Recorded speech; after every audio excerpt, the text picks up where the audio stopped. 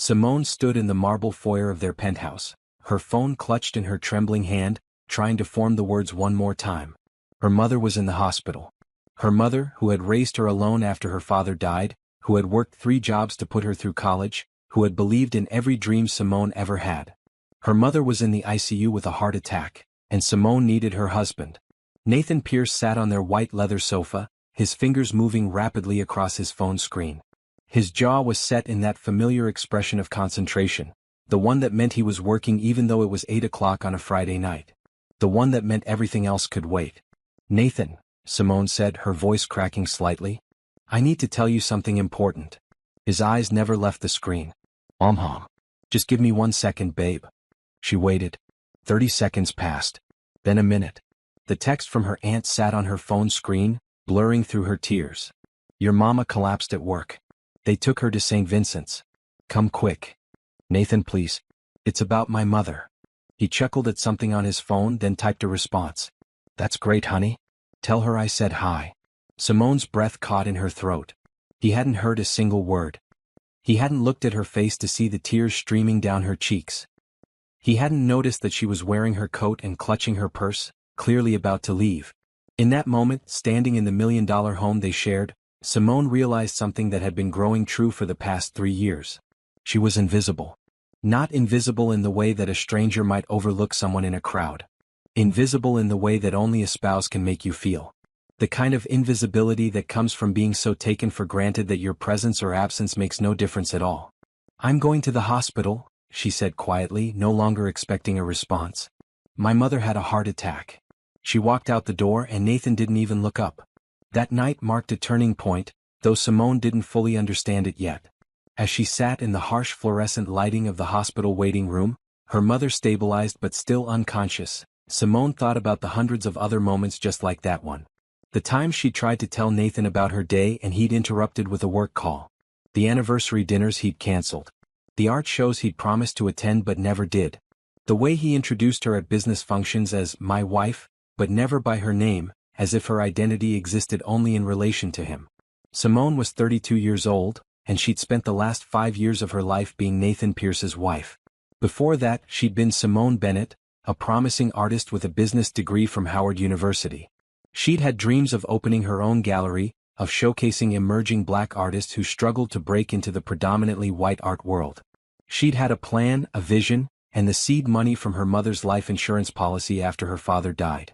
Then she met Nathan at a networking event. He was 28, already running a successful tech startup, and he'd looked at her like she was the only woman in the room. He'd asked about her art, her dreams, her goals. He'd seemed genuinely interested in everything she said. They'd dated for a year, and during that time, Nathan had been attentive and loving. He'd come to her art shows, had bought 3 of her paintings, had told everyone who would listen about his brilliant girlfriend. When he proposed, Simone's mother had been cautious. "Baby, I like Nathan, but I see how busy he is with his work. Are you sure he'll have time for a marriage?" Simone had laughed off the concern. Of course Nathan would make time. He loved her. He'd said so 100 times. They'd gotten married in a beautiful ceremony overlooking the ocean. Nathan had written his own vows, promising to support her dreams the way she supported his. For the first year he'd kept that promise. He'd attended her gallery openings, had introduced her to collectors, had encouraged her to keep painting. But then Pierce Technologies had started growing faster than anyone expected. Nathan landed a major contract with a Fortune 500 company. Then another. Then another. Suddenly he was flying to Los Angeles, New York, London, Singapore. He was working 18-hour days. He was the rising star of the tech world, the young black CEO everyone wanted to profile in their magazine. And slowly, steadily, Simone had started to fade into the background. At first she'd understood. Building an empire took time and focus. She'd thrown herself into supporting him, managing their home, attending the endless networking dinners and charity galas. She'd put her art on hold, telling herself it was temporary, just until things settled down. But things never settled down. They only got busier. Nathan's company went public, making him a billionaire at 33. They'd moved from their modest condo to a penthouse overlooking the city. They'd hired a housekeeper, a personal assistant for Nathan, a driver. Their world had expanded in every way except the one that mattered. Their marriage had shrunk to almost nothing. Simone sat in the hospital waiting room, watching the sun rise through the windows, and made a mental list of everything Nathan didn't know about her anymore. He didn't know that she still painted sometimes, late at night when she couldn't sleep, creating pieces she hid in the guest room closet. He didn't know that she'd been taking business classes online, trying to prepare herself to eventually restart her gallery dreams. He didn't know that she volunteered at the community center every Tuesday, teaching art to underprivileged kids. He didn't know because he'd never asked. In 3 years, Nathan had not asked her a single meaningful question about her life, her dreams, or her feelings. Her aunt arrived at 7 in the morning, bringing coffee and breakfast sandwiches. "Your mama woke up about an hour ago," she said, hugging Simone tightly. "Doctors say she's going to be okay, but she needs to take it easy. No more working 2 jobs at her age." Relief flooded through Simone, so powerful it made her dizzy. "Thank God. Can I see her?" "In a bit. They're running some tests." Her aunt studied her face. "Where's Nathan? I thought he'd be here with you." Simone wrapped her hands around the coffee cup, feeling its warmth. "He's busy with work." Her aunt's expression hardened. "Your mama's in the hospital and that man is busy with work?" "Simone, baby, when are you going to admit this marriage isn't what you thought it would be?" "It's fine," Simone said automatically, the same response she'd given everyone for years. "Nathan's under a lot of pressure right now. Building a company isn't easy. Building a marriage isn't easy either, and it seems like you're the only one trying." Simone didn't have an answer for that because her aunt was right. She was the only one trying. She was the one who remembered their anniversary, who planned date nights that Nathan inevitably canceled, who kept their home running smoothly, who attended every business function with a smile even though she knew Nathan would abandon her the moment someone important wanted to talk business. She was exhausted from trying. Her phone buzzed with a text message. For one hopeful moment she thought it might be Nathan finally checking in. Instead it was from her best friend Tasha, who had already heard about her mother through the family grapevine. "On my way to the hospital. Have you eaten? Did Nathan come with you?" Simone typed back a response saying she was fine and Nathan was working. Even through text she couldn't bring herself to tell the truth. Saying it out loud made it too real. Her mother was moved to a regular room by 9 o'clock. Simone sat beside her bed, holding her hand, watching the steady beep of the heart monitor. Her mother's eyes fluttered open and she smiled weakly. "Baby girl," she whispered. "I'm okay. Don't look so worried." "You scared me, Mama." Simone brushed tears from her cheeks. "I can't lose you. You're not losing me. I'm too stubborn to go anywhere." Her mother squeezed her hand. "But this is a wake-up call. I've been pushing myself too hard, working too much. Doctor says I need to slow down." "You're going to slow down," Simone said firmly. "I'm going to make sure of it. And you're definitely quitting that second job." Her mother's eyes grew concerned. "Honey, I need that income. The medical bills alone." "I'll handle it," Simone interrupted. "Nathan and I can help. We have more than enough." Even as she said it, Simone felt a twist of uncertainty. She had access to Nathan's accounts, technically, but she hadn't looked at them in months. He handled all the finances, always had. She had her own bank account from before the marriage, but it had maybe $15,000 left. She'd used most of her savings to invest in Nathan's company in the early days, back when he'd promised they were partners in everything. Her phone buzzed again. This time it was Nathan. "Heading into a meeting. We'll be late tonight. Don't wait up." No question about her mother. No acknowledgement of the emergency that had pulled her from their home at 8 o'clock the night before. Just a simple announcement of his schedule, as if she were his assistant rather than his wife. Simone stared at the message for a long moment. Then she typed a response. "My mother had a heart attack last night. I'm at St. Vincent's Hospital. I told you this before I left, but you weren't listening." She hit send before she could second-guess herself. For once, she was going to make him acknowledge that he'd failed her. She was going to make him see that his indifference had consequences. The typing dots appeared immediately, disappeared, then appeared again.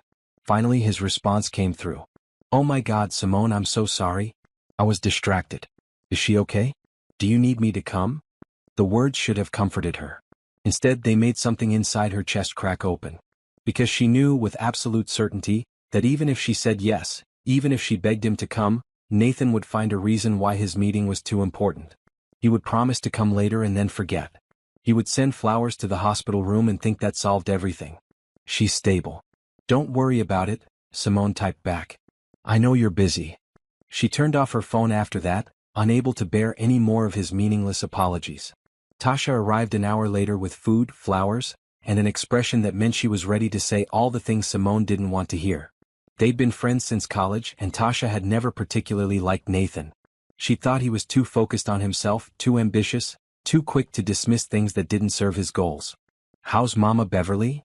Tasha asked, setting the flowers on the windowsill. "Tired but okay. They want to keep her for a few days to monitor her heart." "And how are you?" Tasha sat down in the chair beside Simone's, her dark eyes full of concern. "I'm fine." "Simone, don't do that. Don't give me the same fake answer you give everyone else. I'm your best friend. I see through it." Simone looked at her mother, sleeping peacefully now, then back at Tasha. For the first time in years, she let the truth come out. "I think my marriage is over. Actually, I don't think it is. I know it is. It's been over for a while, but last night made me finally admit it." Tasha reached over and took her hand. "Tell me everything." So Simone did. She told her about standing in the foyer, about Nathan's complete lack of awareness, about the years of feeling invisible. She told her about the canceled plans, the forgotten promises, the way Nathan treated her like a piece of furniture that was nice to have but ultimately unimportant. She told her about how she'd lost herself somewhere along the way, how the vibrant woman who dreamed of owning galleries and showcasing art had turned into someone who just existed in the shadows of her husband's success. "Why haven't you left him?" Tasha asked gently. Simone considered the question. "Because leaving means admitting I was wrong. It means facing my mother who warned me this might happen. It means starting over at 32 with nothing but failed dreams and a broken heart." "No," Tasha corrected. "Leaving means choosing yourself. It means reclaiming the dreams Nathan convinced you to set aside. And you wouldn't be starting with nothing. You'd be starting with everything you've learned, all the strength you've built, and all the talent you've always had." Simone wanted to believe her. She wanted to believe she could walk away and rebuild her life. But the thought of it felt overwhelming, impossible. "I don't even know where I'd start," she admitted. "You start by deciding you deserve better than this. The rest comes after." They sat in comfortable silence for a while, watching Simone's mother sleep. Finally, Tasha stood up to leave, hugging Simone tightly. "I'm serious about this," she whispered. "You're not invisible. You're just married to a man who refuses to see you. There's a difference, and the sooner you recognize that, the sooner you can find your way back to yourself." After Tasha left, Simone sat alone with her thoughts. Her phone was still off, tucked in her purse. She knew there were probably messages waiting, probably more empty apologies from Nathan. But she didn't want to read them. She didn't want to fall back into the pattern of accepting crumbs of attention and calling it love. Something had shifted inside her last night. Standing in that foyer, being ignored in her moment of crisis, Simone had finally seen her marriage clearly. And what she saw was a future of more invisibility, more loneliness, more of watching her dreams die while Nathan's flourished. She didn't want that future. As the day wore on and her mother rested peacefully, Simone turned her phone back on. There were 7 messages from Nathan, each one more panicked than the last. The final one said he was coming to the hospital after his meeting. Simone texted him back. "Don't bother. Stay at work. I'll be here a few days helping my mother. Take care of whatever you need to." His response was immediate. "Are you sure? I can clear my schedule." "I'm sure. We'll talk when I get home." She meant it too. They needed to talk. They needed to have the conversation they'd been avoiding for years, the one about how their marriage had died somewhere along the way and neither of them had been willing to admit it. But as Simone sat in that hospital room, something else began growing inside her. Not just sadness or resignation, but something sharper. Something stronger. Anger. Simone stayed at the hospital for 3 days, sleeping in the uncomfortable chair beside her mother's bed, eating vending machine food and avoiding Nathan's calls. He tried repeatedly to reach her, had even sent his assistant with flowers and a card that read, "Thinking of you." But Simone knew the difference between genuine concern and obligation. Nathan was checking a box, fulfilling his duty as a husband, nothing more. On the 4th day, when her mother was cleared to go home with strict instructions to rest, Simone finally returned to the penthouse. She arrived at 2 in the afternoon, expecting the place to be empty since Nathan should have been at work. Instead, she heard voices coming from his home office. Simone set her bag down quietly, frowning. Nathan rarely took meetings at home. He always said the penthouse was his sanctuary from work, the one place he could disconnect. But there he was, his voice carrying through the door, and he wasn't alone. "We need to be more careful," a woman's voice said. It was smooth, confident, and unfamiliar. "Your wife might start asking questions." Simone's blood turned to ice. She moved closer to the office door, which was slightly ajar. Simone doesn't pay attention to my schedule, Nathan responded. His tone was dismissive, almost contemptuous. She's too busy playing homemaker to notice where I am or who I'm with. The woman laughed, and it was a cruel sound. Still, we should be smart about this. I don't want any complications when you file for divorce. I'm not filing yet. The company's about to close the merger with Patterson Industries. My lawyers say a divorce right now could complicate things, make me look unstable. We need to wait another 6 months, maybe a year. A year? The woman's voice turned sharp. Nathan, you promised me this was temporary. You said once the company stabilized. And it will. I just need time. Besides, what's the rush? We still get to be together. Simone doesn't suspect anything. Simone pressed her hand against the wall to steady herself. The room spun around her. She'd known things were bad, had known Nathan didn't love her anymore, but she hadn't imagined this. An affair. Planning a divorce. Discussing her like she was an inconvenient obstacle to work around. I hate sneaking around, the woman continued. I hate watching you pretend to be the devoted husband at company events while I have to stand in the background like I mean nothing. Gabrielle, baby, come here. There was a pause, and Simone could picture Nathan pulling this woman into his arms. You're not nothing to me. You're everything. Simone is just a placeholder. Someone I married before I understood what I really wanted. But you're my partner in every way. You understand the business, the pressure, the ambition. She never did. Simone had heard enough. She pushed herself away from the door and walked back to the foyer on shaking legs. She felt like she might vomit. Her husband was having an affair with someone named Gabrielle, and from the sound of it, this wasn't some brief fling. This was a full relationship, complete with promises and future plans. How long had this been going on? How many times had Nathan claimed to be working late when he was actually with her? How many business trips had been covers for romantic getaways? Simone grabbed her purse and left the penthouse as quietly as she'd entered. She couldn't face Nathan right now, couldn't trust herself not to storm into that office and say things she might regret. She needed time to think, to process, to figure out what came next. She drove aimlessly for an hour before finding herself parked outside Tasha's apartment building. Her friend answered the door in leggings and an oversized sweater, took one look at Simone's face and pulled her inside. What happened? Simone told her everything she'd overheard. With each word, Tasha's expression grew darker.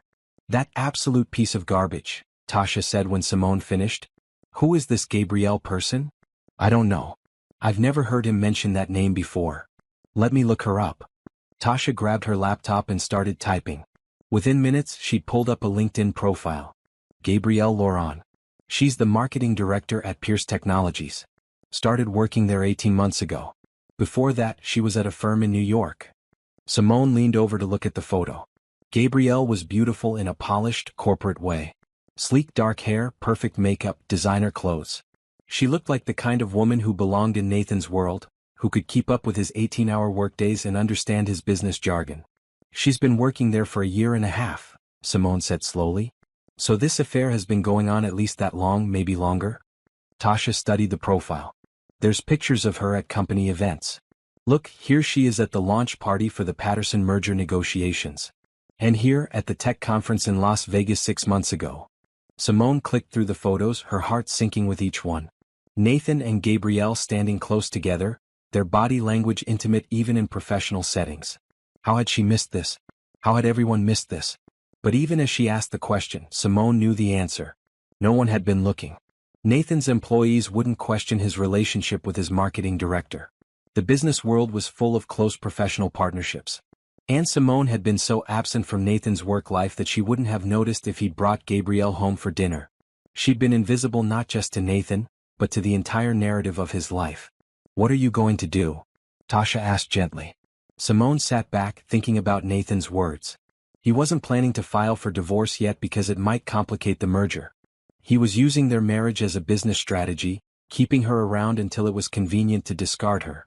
And meanwhile, he would continue his affair, continue treating Simone like she didn't matter, continue planning a future that didn't include her. I'm going to beat him to it, Simone said, her voice harder than she'd ever heard it. I'm going to file for divorce first, on my terms and my timing. And I'm going to make sure I get everything I'm entitled to. Tasha's eyes widened. You're serious? Completely. Nathan thinks I'm clueless, that I'll just accept whatever he decides to give me when he's ready to end things. But he's wrong. I helped build Pierce Technologies. I was there in the beginning when he was bootstrapping the company out of our apartment. I invested $25,000 of my own money from my father's life insurance, to help him hire his first employees. I sat through countless dinners with potential investors, charming them while Nathan made his pitch. I've earned my share of that company. Can you prove the investment? I don't know. I'd have to look through our old bank statements. But even if I can't, California is a community property state. Anything acquired during the marriage is split 50-50. Tasha pulled up a search on her laptop. You need a lawyer. A really good one. Someone who specializes in high-asset divorces. They spent the next 2 hours researching divorce attorneys. Finally, they found one with an impressive track record of winning large settlements for wronged spouses. Her name was Patricia Chin, and her office was in downtown Los Angeles. Wait, I can't use Chin. Let me change that. They spent the next 2 hours researching divorce attorneys. Finally, they found one with an impressive track record of winning large settlements for wronged spouses. Her name was Patricia Montgomery, and her office was in downtown Los Angeles. Her reviews are incredible, Tasha said, reading through testimonials. She specializes in cases where one spouse has been financially deceptive or unfaithful. And look at this. She secured a $20 million settlement for a client last year. Simone's hands trembled as she dialed the number. A receptionist answered and put her through to Patricia directly, which surprised her. I make myself available for initial consultations, Patricia explained. Her voice was warm but professional. Tell me about your situation. Simone laid it all out. The neglect, the affair, the overheard conversation, Nathan's plans to delay the divorce for business reasons. Patricia listened without interrupting. Can you meet tomorrow morning at 9? Patricia finally asked. I'll need to see documentation. Bank statements, investment records, anything that shows your financial contribution to the marriage and the business. Also, if you have any evidence of the affair, that will be helpful. I don't have evidence yet. I only found out today. Then we'll get it. Do you have access to his email or phone? No, he's protective of his devices. That's fine. We have investigators who can help with that. The important thing is that you're taking action now before he realizes you know. The element of surprise is our biggest advantage. After hanging up, Simone felt energized for the first time in years. She wasn't going to be a passive victim of Nathan's choices anymore. She was going to take control of her own narrative. Where are you staying tonight? Tasha asked. You can't go back to the penthouse. Actually, I think I should. I need to act normal until I meet with Patricia and figure out my strategy. If Nathan realizes I know about the affair, he might start hiding assets or preparing his own legal defense. Are you sure you can pull that off? Pretending everything is fine? Simone thought about the years she'd spent pretending to be happy in a failing marriage. I've had plenty of practice. She drove back to the penthouse as the sun set, painting the sky in shades of orange and pink. Nathan's car was in the garage, which meant he was home. Simone took a deep breath, squared her shoulders and walked inside. Nathan was in the kitchen heating up leftovers. He looked up when she entered, his expression guilty. Simone, I'm glad you're home. We need to talk about the other day. I'm sorry I wasn't there for you when your mother was in the hospital. I was completely wrapped up in work and I failed you as a husband. The apology sounded rehearsed, like he'd practiced it in the mirror. Simone wondered if Gabrielle had helped him write it. It's fine, Simone said, keeping her voice neutral. My mother is doing better. She's home now and resting. That's great. Nathan moved toward her as if to hug her, then seemed to think better of it. Listen, I know I haven't been the best partner lately. Things have been crazy with the Patterson merger. But once that's finalized, I promise we'll take a trip. Maybe somewhere tropical, just the two of us. We can reconnect. Simone looked at her husband and felt nothing.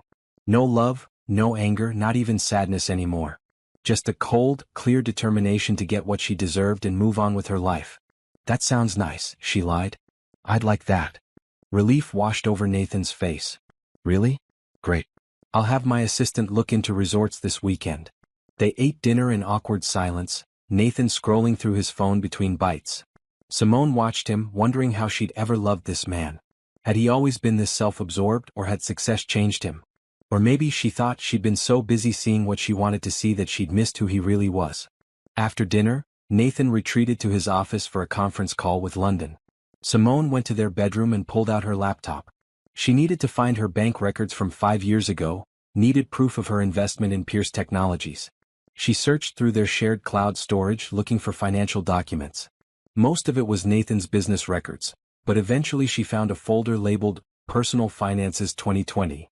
She opened it and started scrolling. There. A wire transfer from her personal account to Pierce Technologies for $25,000, dated 3 months before their wedding. The memo line read, "Startup investment per agreement."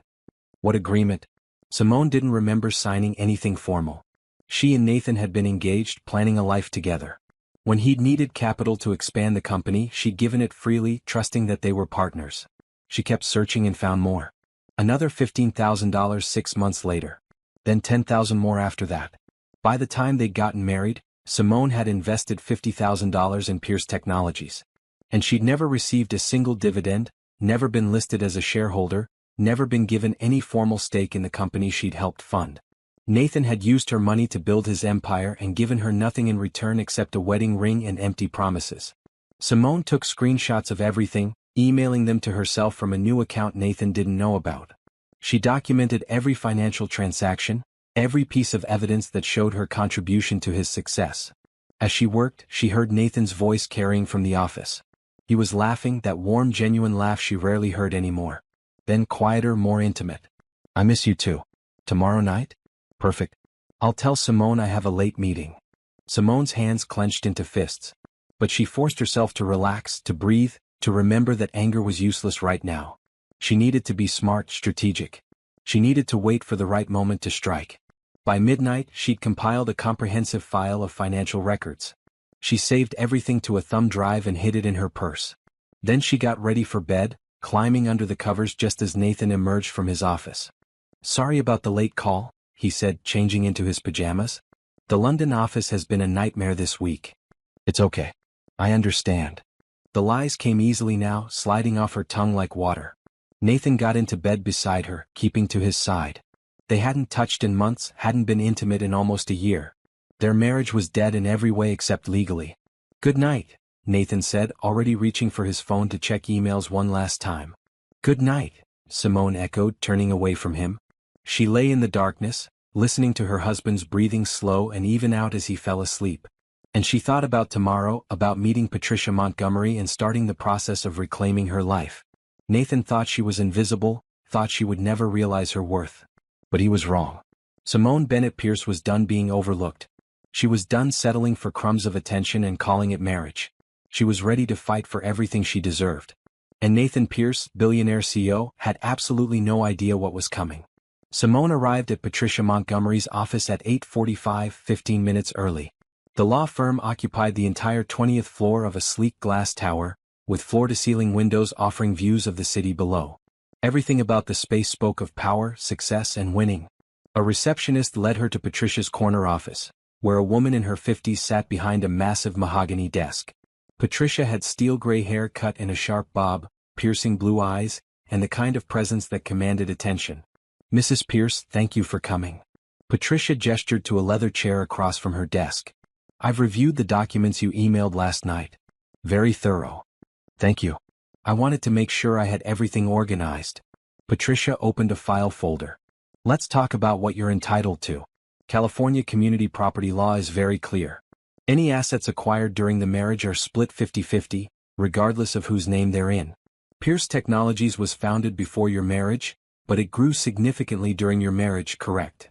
Nathan started the company 2 years before we got married. It was just him and 3 employees working out of a small office. Everything that made it successful happened after we wed. The major contracts, the expansion, the IPO, all of it. That works in our favor. We can argue that the company's growth is a marital asset. You're entitled to half of that value." Simone's breath caught. But Nathan is worth over $1 billion now. According to public records, Pierce Technologies is valued at approximately $2.3 billion. Nathan owns 62% of the company. That's about $1.4 billion. Half of that would be $700 million. The number was so large it didn't seem real. Simone had never imagined. "However," Patricia continued, "he'll fight this. Most high-net-worth divorces end up in protracted legal battles. Nathan will claim you're not entitled to that much, that your contribution was minimal, that the company's success was entirely his doing. We'll need to prove otherwise. I have the investment records. $50,000 in the first year. That's a start, but we need more." We need to demonstrate your ongoing contribution to his success. Did you help with the business in other ways? Simone thought back to those early years. I did everything. When we first got married, I managed his calendar, helped him prepare for investor meetings, made connections with people through my art network. Some of Nathan's earliest clients came through people I introduced him to at gallery openings. Do you have documentation of this? Emails, calendars, anything? Maybe. I'd have to check my old email accounts. Do that. Every piece of evidence strengthens your case. Patricia made notes on a legal pad. Now tell me about the affair. You said you overheard a conversation between Nathan and this woman, Gabrielle Laurent? Simone recounted what she'd heard. Patricia's expression remained neutral, but her pen moved rapidly across the page. Infidelity doesn't impact the financial settlement in California, but it does affect the public narrative, Patricia explained. If we can prove Nathan has been having an affair, it damages his reputation and makes him more likely to settle quickly to avoid scrutiny. How do we prove it? I have investigators who specialize in this kind of work. They'll follow Nathan and Gabrielle, document their interactions, gather evidence. It usually takes a few weeks. A few weeks. Simone would have to continue pretending, continue living in that penthouse with Nathan, continue the charade of a marriage. The thought exhausted her. Is there any way to speed this up? We could serve him with papers right away, but I'd advise against it. The more information we have before he knows you're divorcing him, the better. Right now he thinks you're clueless. That's a powerful advantage. I just don't know how much longer I can keep up the act. Patricia's expression softened slightly. I understand this is difficult. But think of it as an investment in your future. A few more weeks of discomfort in exchange for the financial security you deserve. Can you do that? Simone nodded slowly.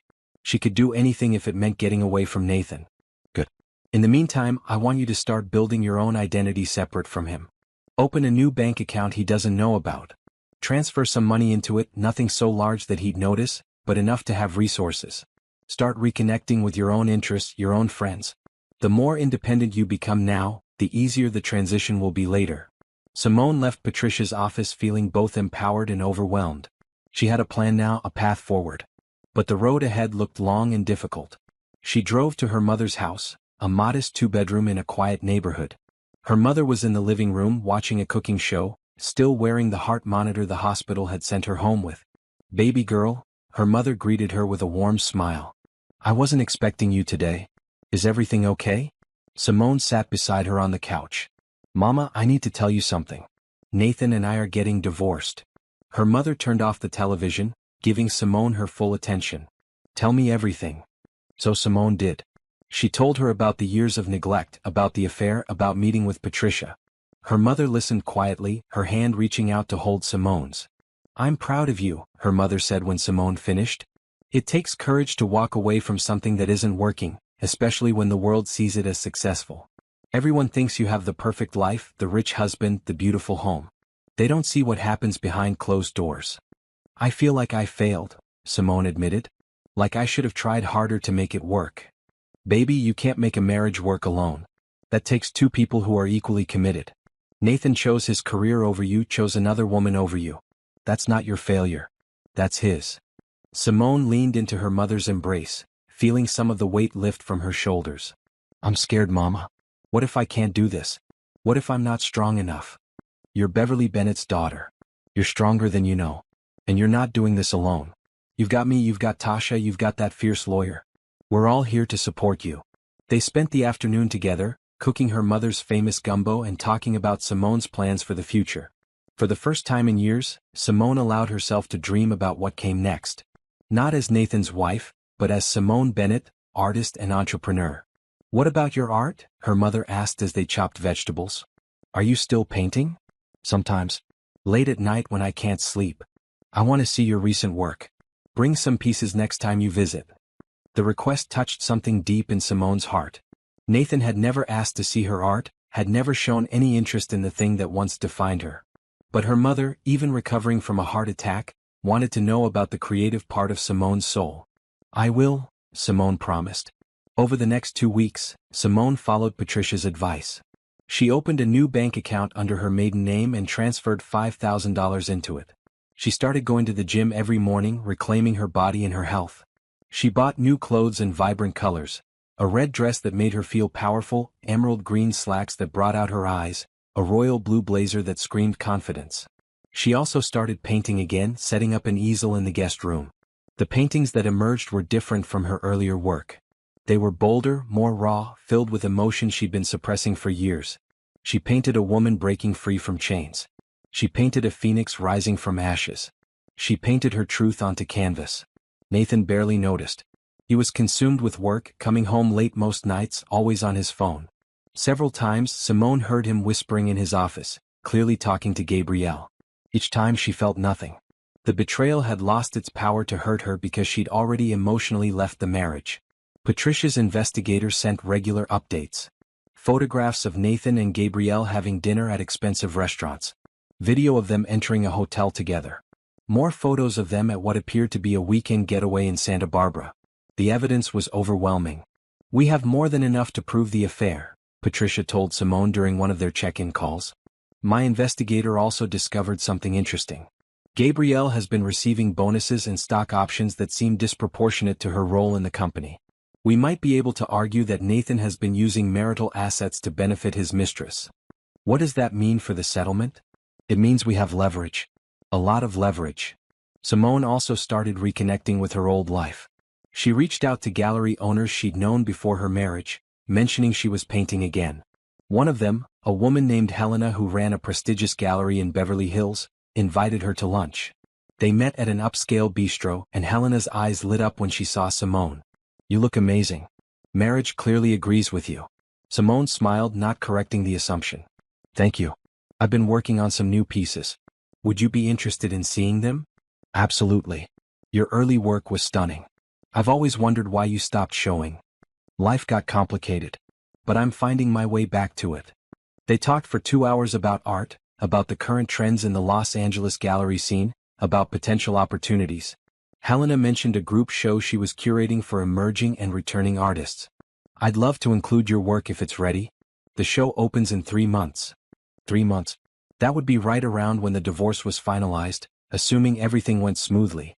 The timing felt like fate." "I'll have pieces ready," Simone promised. She left the lunch feeling energized.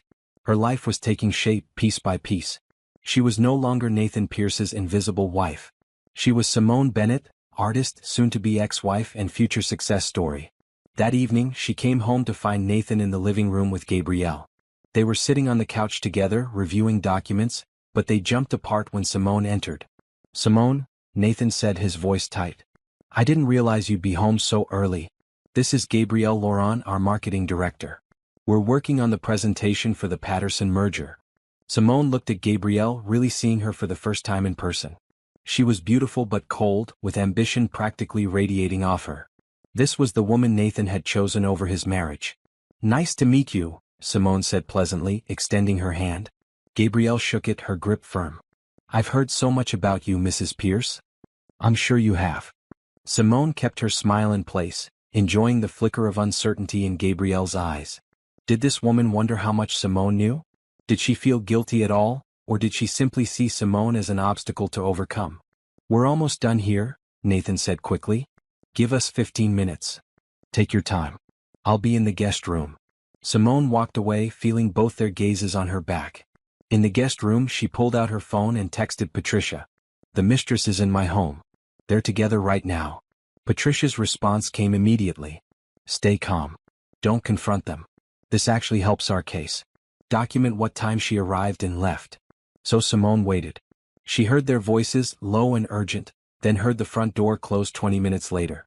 She gave it another 5 minutes before emerging from the guest room. Nathan was pouring himself a drink in the kitchen, his shoulders tense. "Everything okay with the presentation?" Simone asked innocently. "Fine. Great, actually. The merger should be finalized by the end of next month." "That's wonderful. You've worked so hard for this." Nathan looked at her, really looked at her for the first time in weeks. "You seem different lately. Happier somehow." "Do I? Maybe I am. I've been painting again, reconnecting with some old friends. It feels good to have my own interests." Something flickered across Nathan's face. "Discomfort? Guilt? That's good. I'm glad you're finding things to keep you busy." Keep her busy. As if her entire existence was just about filling time while he lived his real life. Simone felt a flash of the old anger but pushed it down. Soon, very soon, Nathan would understand exactly how busy she'd been. "I'm going to bed," she announced. "Long day tomorrow. Good night." Simone went to their bedroom but she didn't sleep. Instead, she pulled out her laptop and worked on her artist statement for Helena's gallery show. She wrote about transformation, about finding yourself after being lost, about the strength it takes to walk away from a life that looks perfect from the outside. She wrote her truth and it felt like power. By the time the sun rose, Simone had finished the statement, and she knew with absolute certainty that she was ready for what came next. Ready to serve the divorce papers. Ready to face the public scrutiny. Ready to claim the life she deserved. Nathan Pierce had ignored his wife for too long. Now she was going to make sure he never forgot her. The next 3 weeks passed in a blur of preparation. Simone moved through her days with purpose, each action carefully calculated. She was no longer drifting through her marriage. She was planning her escape. Patricia's investigator had compiled an extensive file on Nathan and Gabrielle's affair. There were dozens of photographs showing them together in compromising situations. Financial records proved Nathan had been giving Gabrielle generous bonuses and stock options worth over $200,000. Text messages recovered from Nathan's company phone revealed the extent of their relationship, including discussions about leaving Simone once the merger was complete. "This is everything we need," Patricia told Simone during a meeting at her office. "We can prove systematic fraud against the marital estate, adultery and financial misconduct. Nathan's going to have a very difficult time defending himself. When do we serve him? Soon. But first, I want you to do something that might feel uncomfortable. I want you to attend the Pierce Technologies charity gala next month." Simone frowned. "Why would I want to go to that?" "Because Nathan and Gabrielle will be there together, playing their roles as CEO and marketing director while you, the wife, sit at home. I want you to show up, looking absolutely incredible, and remind everyone that you exist. It will throw Nathan off balance, which is exactly where we want him before we serve the papers. Won't that tip him off that I know something? Maybe. But by then it won't matter. We'll serve him with papers the morning after the gala. He'll be so distracted by your appearance at the event that he won't see it coming." Simone considered this. The thought of attending one of Nathan's work events made her stomach turn. She'd attended so many over the years, always playing the supportive wife, always fading into the background while Nathan worked the room. But this time would be different. This time she would be there for herself. "Okay," she agreed. "I'll go." "Good. Now let's talk about your entrance. I want maximum impact." Patricia had clearly thought this through. She recommended a stylist, a makeup artist and a personal shopper. She suggested Simone arrive at the gala alone, after the event had already started, so her entrance would be noticed. "Make them remember you," Patricia said. "Make Nathan realize what he's losing. Then we file the papers and take him for everything he's worth." Simone left the meeting feeling both nervous and excited. She'd spent years being invisible. Now she was going to step into the spotlight. She started with the personal shopper, a woman named Monica who specialized in high-end fashion. They met at a boutique in Beverly Hills, surrounded by designer gowns and accessories. "Tell me what you're looking for," Monica said, her dark eyes assessing Simone with professional interest. "I want to look powerful. Unforgettable. I want every person in that room to notice me." Monica smiled. "I think I have just the thing." She pulled out a gown in deep emerald green, the color of expensive jewels.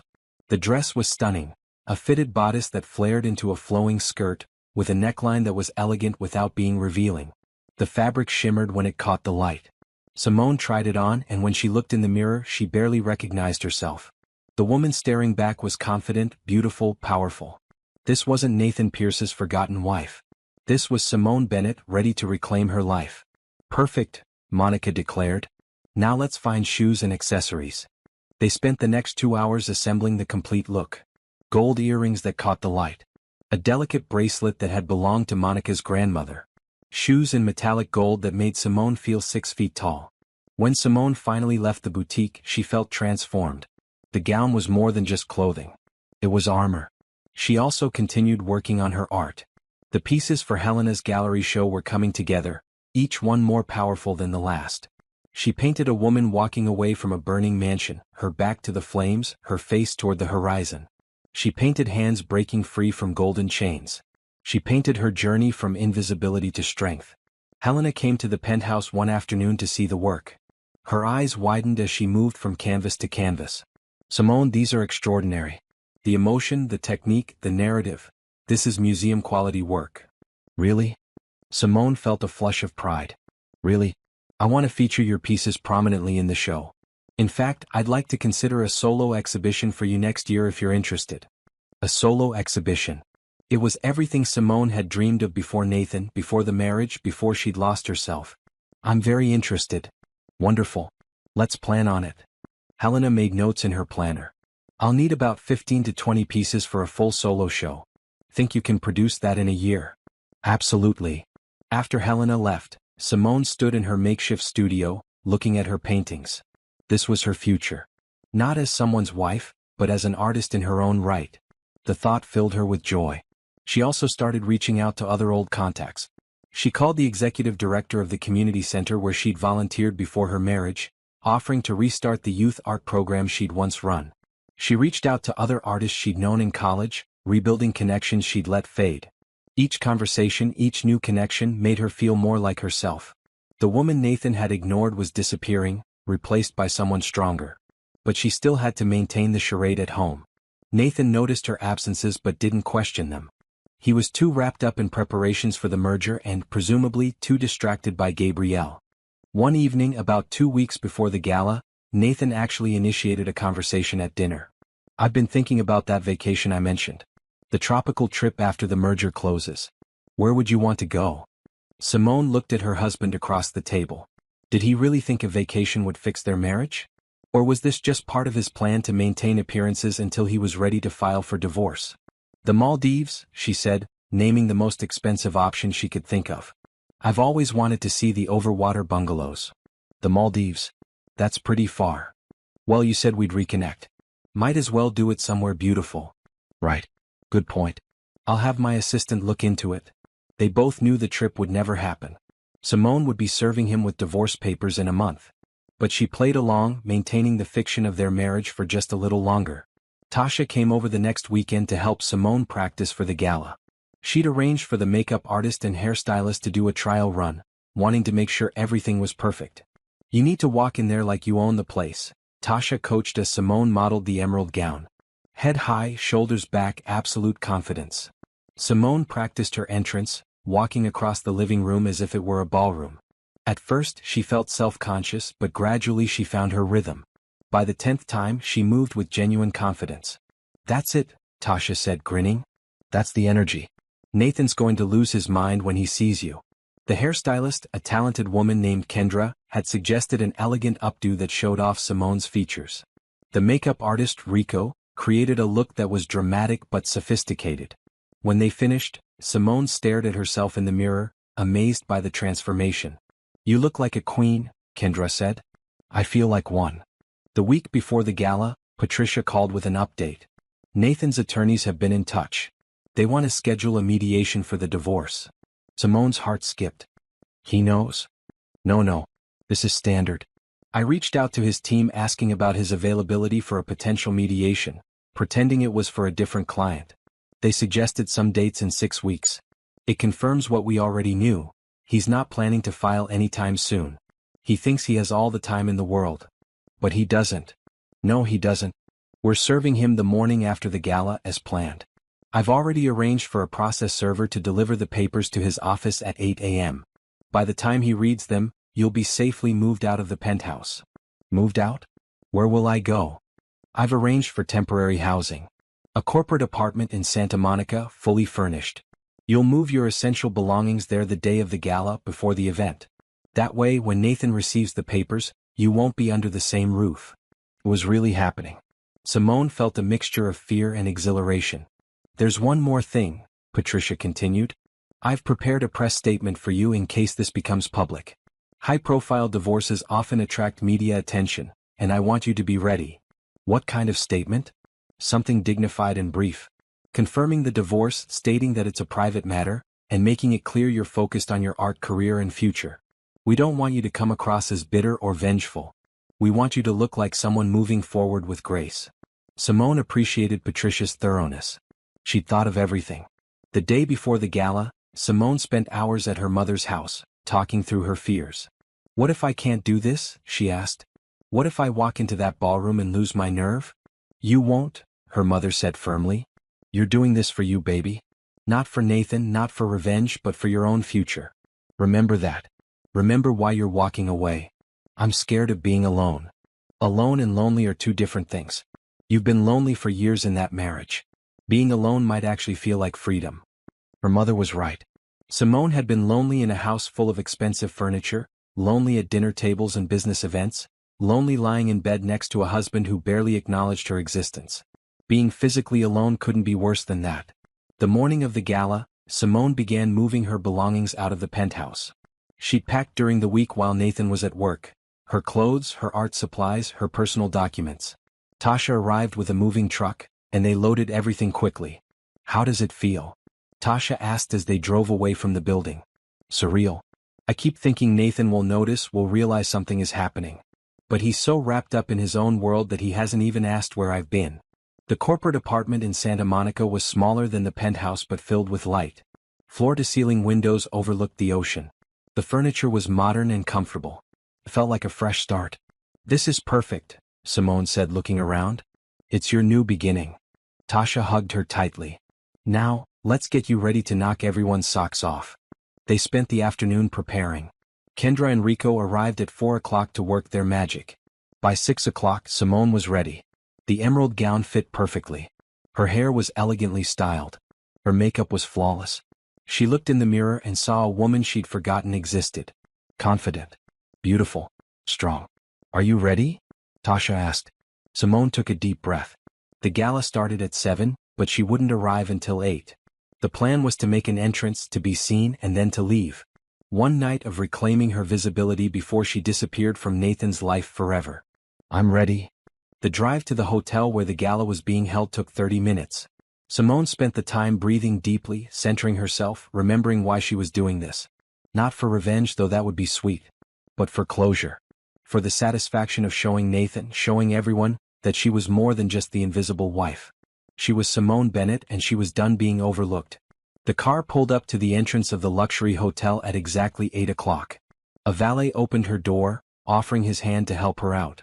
Simone stepped onto the red carpet and everything seemed to slow down. People turned to look.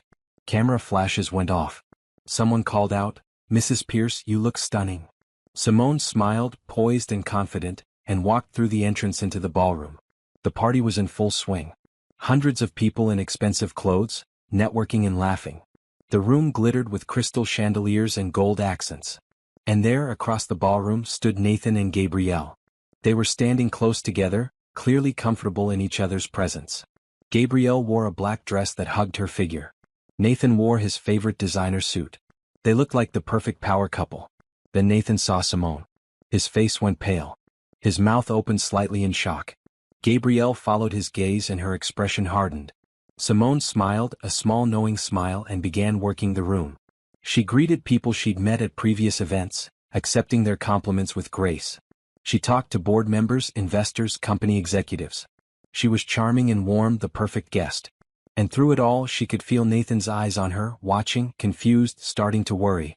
This was her moment. Her night to be seen. And tomorrow morning, everything would change.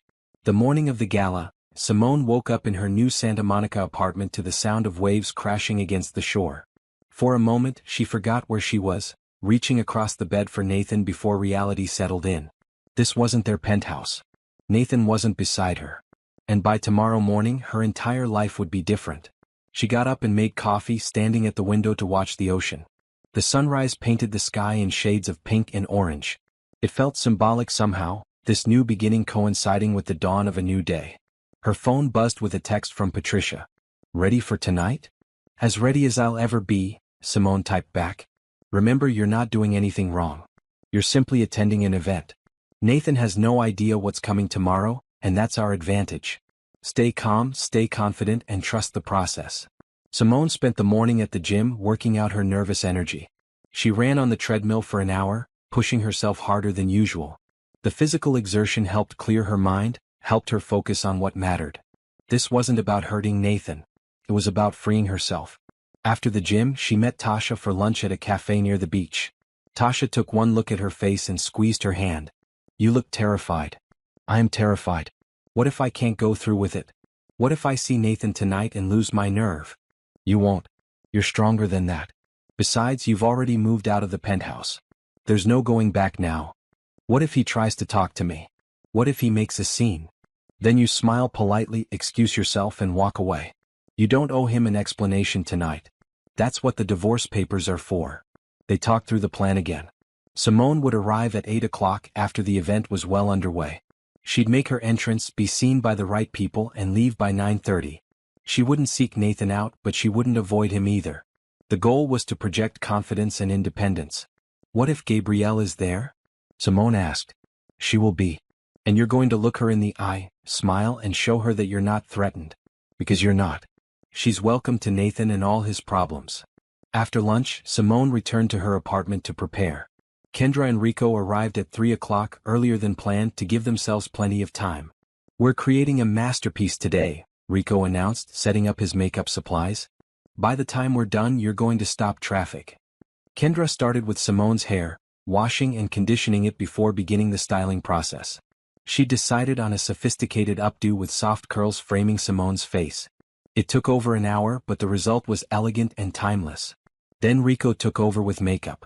He used rich, warm tones to enhance Simone's natural beauty, creating a look that was dramatic without being over the top.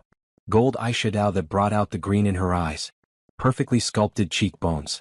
Lips in a bold burgundy that demanded attention. While they worked, Tasha kept Simone distracted with funny stories and gossip. By the time they finished, it was 6:30. Okay, time to see the full effect, Kendra said, gesturing toward the full-length mirror. Simone stood and walked to the mirror. For a moment, she simply stared. The woman looking back at her was stunning. The emerald gown hugged her curves perfectly, the color making her skin glow. The updo showed off her elegant neck and shoulders. The makeup made her eyes look huge and mysterious. I can't believe that's me, she whispered. Believe it, honey, Rico said.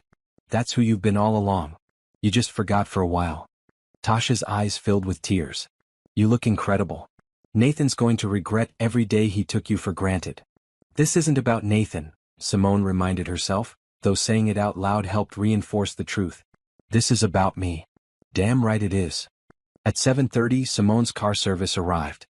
A sleek black Mercedes arranged by Patricia's office. The driver, a kind older man named Thomas, opened the door for her. You look beautiful, ma'am. Have a wonderful evening. The drive to the hotel took 25 minutes. Simone spent the time breathing deeply, running through positive affirmations. She was strong. She was worthy. She was done being invisible. The hotel came into view, a towering luxury building lit up against the night sky. Simone could see the red carpet leading to the entrance, photographers positioned along the sides. Her heart started racing. Would you like me to wait for you? Thomas asked. Yes, please. I'll probably be ready to leave by 9:30. I'll be right here. Simone stepped out of the car at exactly 8 o'clock. The moment her gold shoes touched the red carpet, a photographer called out. Mrs. Pierce? Can we get a photo? She turned, smiled and posed. More cameras flashed. People stopped to watch her entrance. She heard whispers, is that Nathan Pierce's wife? She looks amazing. I've never seen her look like that before. Good, Simone thought. That was exactly the point.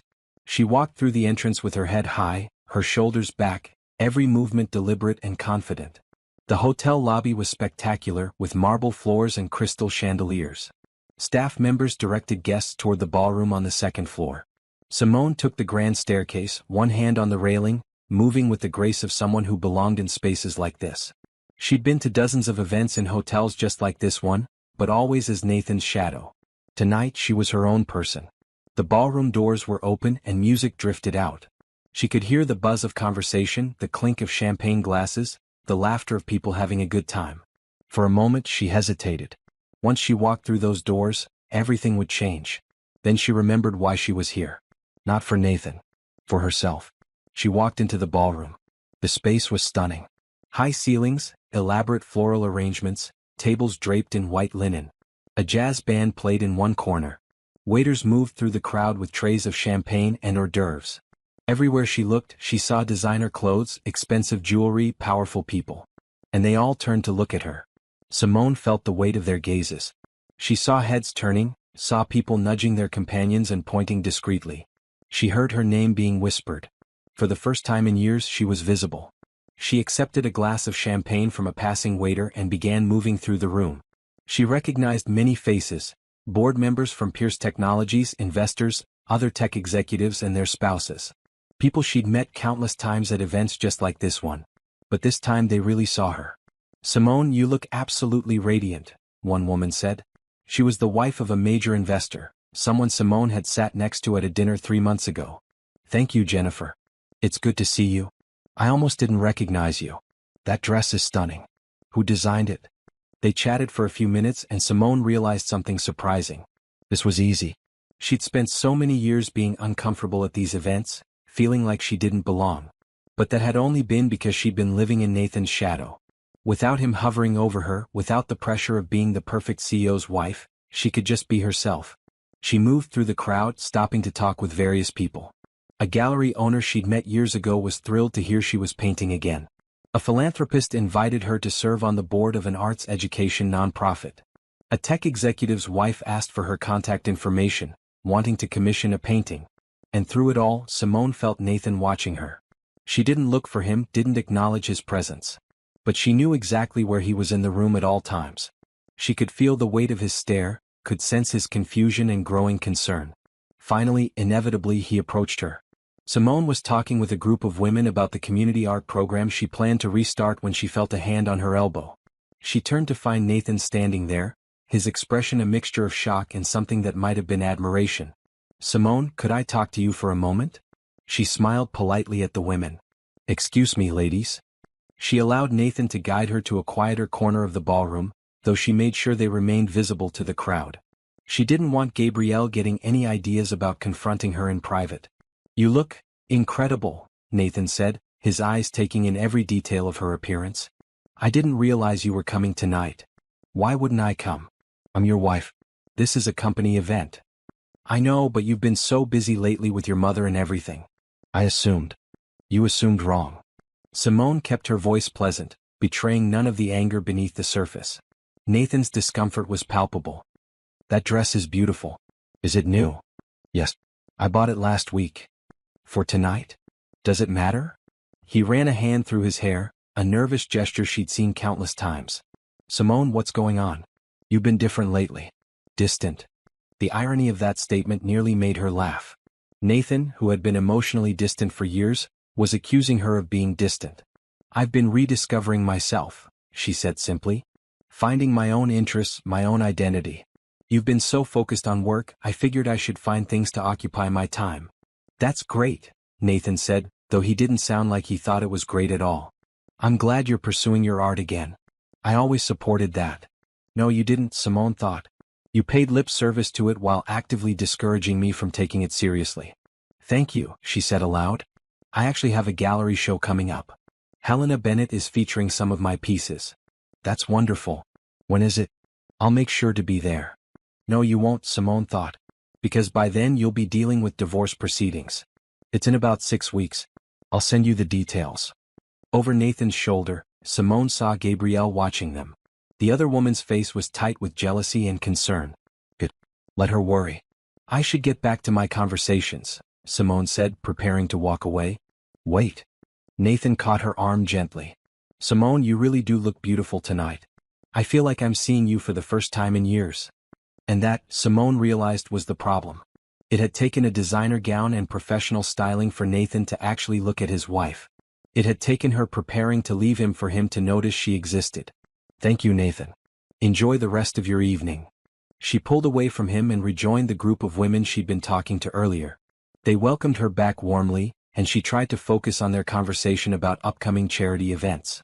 But she was acutely aware of Nathan standing where she'd left him, staring after her with an expression she couldn't quite read. Across the room, Gabrielle approached Nathan. Simone watched as they had an intense, whispered conversation. Gabrielle looked upset, her hands moving expressively. Nathan kept shaking his head, clearly trying to calm her down. But Gabrielle wasn't having it. She said something sharp, then turned and walked away, disappearing toward the restrooms. Nathan looked lost, standing alone in the middle of the ballroom. For a brief moment, Simone almost felt sorry for him. Then she remembered all the nights she'd spent alone while he was with Gabrielle, all the times he'd dismissed her pain, all the years he'd made her feel worthless. The pity evaporated. She continued working the room, making connections, rebuilding her social network. She talked about her art, her plans for the future, her excitement about the upcoming gallery show. And people listened. They were genuinely interested in what she had to say, in who she was beyond Nathan's wife.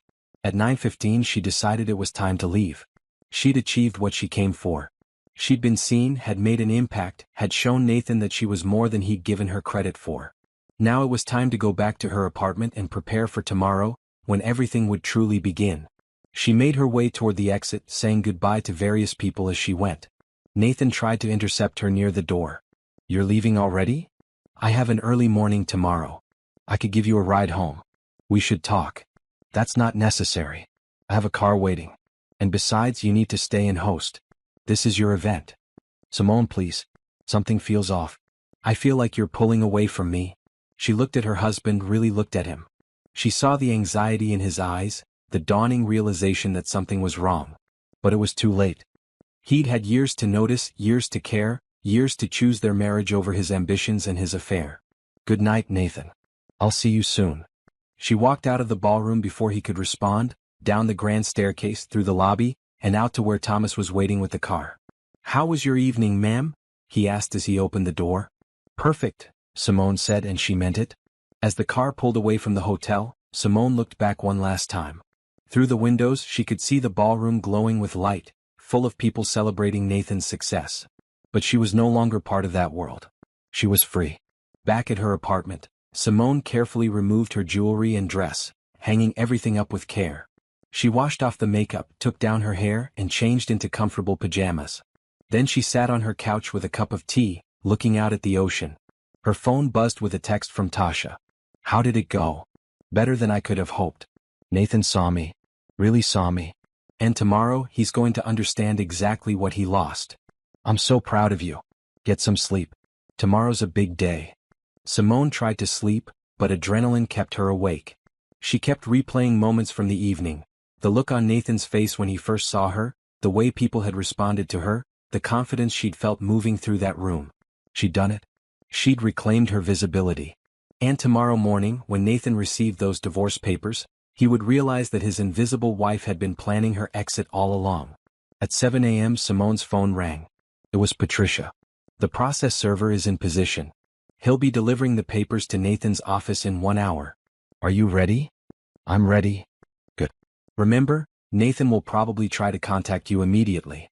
Don't answer. Let him sit with it for a while. We want him off balance." "I understand. Simone, you're doing great. This is the hardest part, but you're going to get through it." After hanging up, Simone made herself breakfast, though she could barely eat. She kept checking her phone, waiting for the inevitable call from Nathan. At exactly 8 o'clock, Patricia texted. "Papers delivered. He's been served." Simone set down her coffee cup, her hands shaking. It was done. After all the planning, all the preparation, all the fear and doubt, she'd finally taken the step. She was divorcing Nathan Pierce. 10 minutes later, her phone started ringing. Nathan's name flashed on the screen. She let it go to voicemail. It rang again immediately. And again. And again. Simone turned off her phone and sat in the silence of her new apartment, tears streaming down her face. But they weren't tears of sadness. They were tears of relief. She was finally free. "I need to continue from where we left off. Let me write chapter 6, which shows the aftermath and Nathan's reaction." Nathan Pierce stared at the divorce papers spread across his desk, unable to process what he was reading. His assistant had handed them to him at 8 a.m., delivered by a professional process server who'd walked into the Pierce Technologies headquarters like it was completely routine. Which Nathan supposed it probably was for him. Just another divorce to deliver, another marriage ending. But this was Nathan's marriage. His wife. And according to these papers, Simone was suing him for divorce, citing irreconcilable differences and requesting 50% of all marital assets, including his stake in Pierce Technologies. His phone buzzed with a call from his attorney, Gregory Walters. "Nathan, I just received notice of the divorce filing. We need to meet immediately." "This has to be a mistake," Nathan said, his voice sounding strange even to his own ears. "Simone wouldn't. We were fine. We've been fine. Clearly you weren't as fine as you thought. Listen to me carefully. Do not contact Simone directly. Do not try to talk her out of this. Any communication needs to go through attorneys now. But I need to explain. I need to make her understand. Understand what, Nathan? That you've been having an affair with your marketing director for the past 18 months? Because according to these papers, she knows. She has evidence. Photographs, text messages, financial records showing you gave Gabrielle bonuses and stock options using marital assets. Nathan felt the blood drain from his face. She knows? She knows everything. And her attorney is Patricia Montgomery, which means Simone is playing for keeps. Patricia is one of the best divorce lawyers in the state, and she doesn't take cases unless she thinks she can win big. How much are we talking about? Based on California community property laws and the evidence she's compiled? Potentially $700 million. The number hit Nathan like a physical blow. $700 million? That's half my net worth. That's California law. Anything acquired during the marriage is split 50-50. Your company grew exponentially during your marriage to Simone. She's entitled to half that growth. But she didn't do anything. She was just there. Careful, Nathan. That kind of thinking is exactly what's going to cost you in court. Simone's attorney has documented her contributions to your success. Her initial investment of $50,000, her networking connections that brought you early clients, her social support during crucial business negotiations. She has emails, calendar records, witness statements. Nathan thought back to last night, to seeing Simone at the gala in that stunning green dress. She'd looked so different, so confident and self-assured. And she'd been cold to him, polite but distant. She'd been planning this. While he'd been focused on the merger, on Gabrielle, on everything he thought mattered, Simone had been building her case against him. I need to talk to her, Nathan said. I need to fix this. You can't fix it. She's made her decision. The only question now is how much this is going to cost you. After hanging up with Gregory, Nathan tried calling Simone. It went straight to voicemail. He tried again. Same result. He sent text messages that went unread. Finally, in desperation, he left his office and drove to their penthouse. Except when he got there, he realized it wasn't their penthouse anymore. It was just his. Simone's things were gone. Her clothes, her art supplies, the paintings she'd been working on. Even her toiletries had been removed from the bathroom. The only sign she'd ever lived there was the furniture they'd chosen together, and even that felt hollow now. She'd left him. Actually left him. And he'd been so oblivious that he hadn't even noticed her packing. Nathan sank onto the couch, the same couch where he'd sat with his phone while Simone tried to tell him about her mother's heart attack. The memory made him feel sick. How many other moments had he missed? How many times had Simone needed him and he hadn't been there? His phone rang. It was Gabrielle. Nathan, what's going on? I heard you got served with divorce papers at the office. Is it true? Yeah, it's true. But I thought you were going to wait until after the merger. We agreed. Simone didn't wait for my timeline. She filed first. There was a pause. So what does this mean for us? The word felt heavy. Nathan thought about Gabrielle, about the affair that had seemed so exciting and necessary. She understood him, understood his work, understood his ambitions. She wasn't clingy like Simone, wasn't always asking for attention and time. Except, Nathan realized Simone hadn't been clingy. She'd been trying to have a marriage. And he'd been too selfish to see the difference. I don't know what it means, he said honestly. I need to focus on the divorce right now. Are you going to fight it? Of course I'm going to fight it. Simone wants half of everything. Well, you can't let her have that. The company is yours. You built it. But had he? Or had he built it with Simone's support, Simone's money, Simone's connections? The distinction felt important suddenly. I have to go, Nathan said. I'll call you later. He hung up before Gabrielle could respond. The rest of the day passed in a blur. Nathan met with Gregory and a team of attorneys who explained his options, none of which looked good. They could argue that Simone's contributions were minimal, but Patricia Montgomery would counter with evidence. They could claim the company's value was tied to Nathan's personal genius, but California courts didn't care about that. They could try to negotiate a settlement, but Patricia had made it clear Simone wanted exactly what she was legally entitled to. What about the affair? Nathan asked. Will that affect the settlement? In California, infidelity doesn't impact property division, Gregory explained. It might affect public perception, might make settling easier for you to avoid bad publicity, but it won't change the numbers. So I'm just supposed to give her $700 million? Unless you want to spend years in court fighting this, yes. And even then you'll probably lose. The law is very clear. Nathan left the meeting feeling hollow. He drove aimlessly around Los Angeles, thinking about his marriage, about Simone, about everything he'd taken for granted. He thought he had time. He thought Simone would always be there, patient and understanding, waiting for him to be ready to focus on their marriage.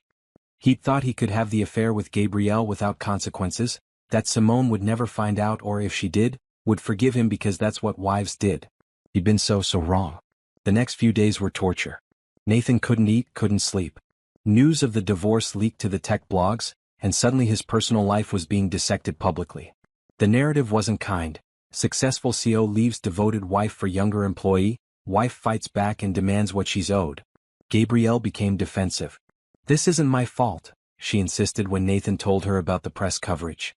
"You said you were already planning to divorce her." "I was. But I wanted to do it on my terms, quietly, without all this drama." "Well, maybe if you'd been honest with Simone from the beginning, we wouldn't be in this mess." The accusation stung because it was true. Nathan had lied to everyone. To Simone about his feelings, to Gabrielle about his timeline, to himself about what he wanted. A week after being served, Nathan finally received a message from Simone. Not to him directly, but through Patricia Montgomery. "My client is willing to enter into mediation to discuss the division of assets. She requests that you come prepared with full financial disclosure and a realistic understanding of California community property law." That was it. No personal message, no opening for reconciliation. Just legal business. Nathan tried one more time to reach Simone directly. He sent an email to the personal account he thought she still used. "Simone, please just talk to me. I know I messed up. I know I hurt you. But we've been together for 7 years. That has to count for something. Don't throw away everything we built together." The response came 2 hours later, but it wasn't from Simone. It was from Patricia. "Mr. Pierce, any further attempts to contact my client directly will be documented as harassment. All communication must go through legal counsel. Your email has been forwarded to our office and added to the case file." Nathan showed the email to Gregory, who winced. "You need to stop trying to contact her. You're only making things worse." "I just want to explain." "There's nothing to explain. You cheated on your wife, she found out, and now she's divorcing you. The story is pretty straightforward." "But I didn't mean to hurt her." "Nathan, wake up. You did hurt her. Your intentions don't matter. The result is what counts. And the result is that you destroyed your marriage, and now it's going to cost you." The Patterson merger, which had been going smoothly, started hitting snags. Several board members expressed concern about Nathan's moral character following the divorce news. One major investor pulled out entirely, citing reputational risk. And through it all, Nathan kept seeing Simone in his mind. Not the quiet, forgettable wife he'd stopped noticing, but Simone as she'd looked at the gala, radiant, confident, powerful. He kept hearing her voice from that night. "I've been rediscovering myself." She'd been preparing to leave him, and he'd been too blind to see it. Gabrielle grew increasingly frustrated with his distraction. "I thought once you were free from Simone we could finally be together properly. But you're more focused on her now than you ever were during the marriage." "I'm losing half my fortune," Nathan snapped. "Excuse me for being preoccupied. This is about more than money. You're regretting the divorce. I'm regretting how it happened.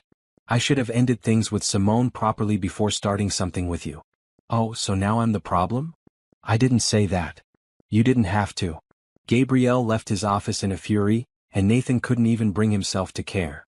He was too busy thinking about Simone, about their early days together when she'd believed in him, when she'd invested her own money in his dreams, when she'd been his biggest supporter. He'd had everything and he'd thrown it away for what? For someone who understood his work? Simone had understood his work. She just hadn't let it consume her entire identity the way he had.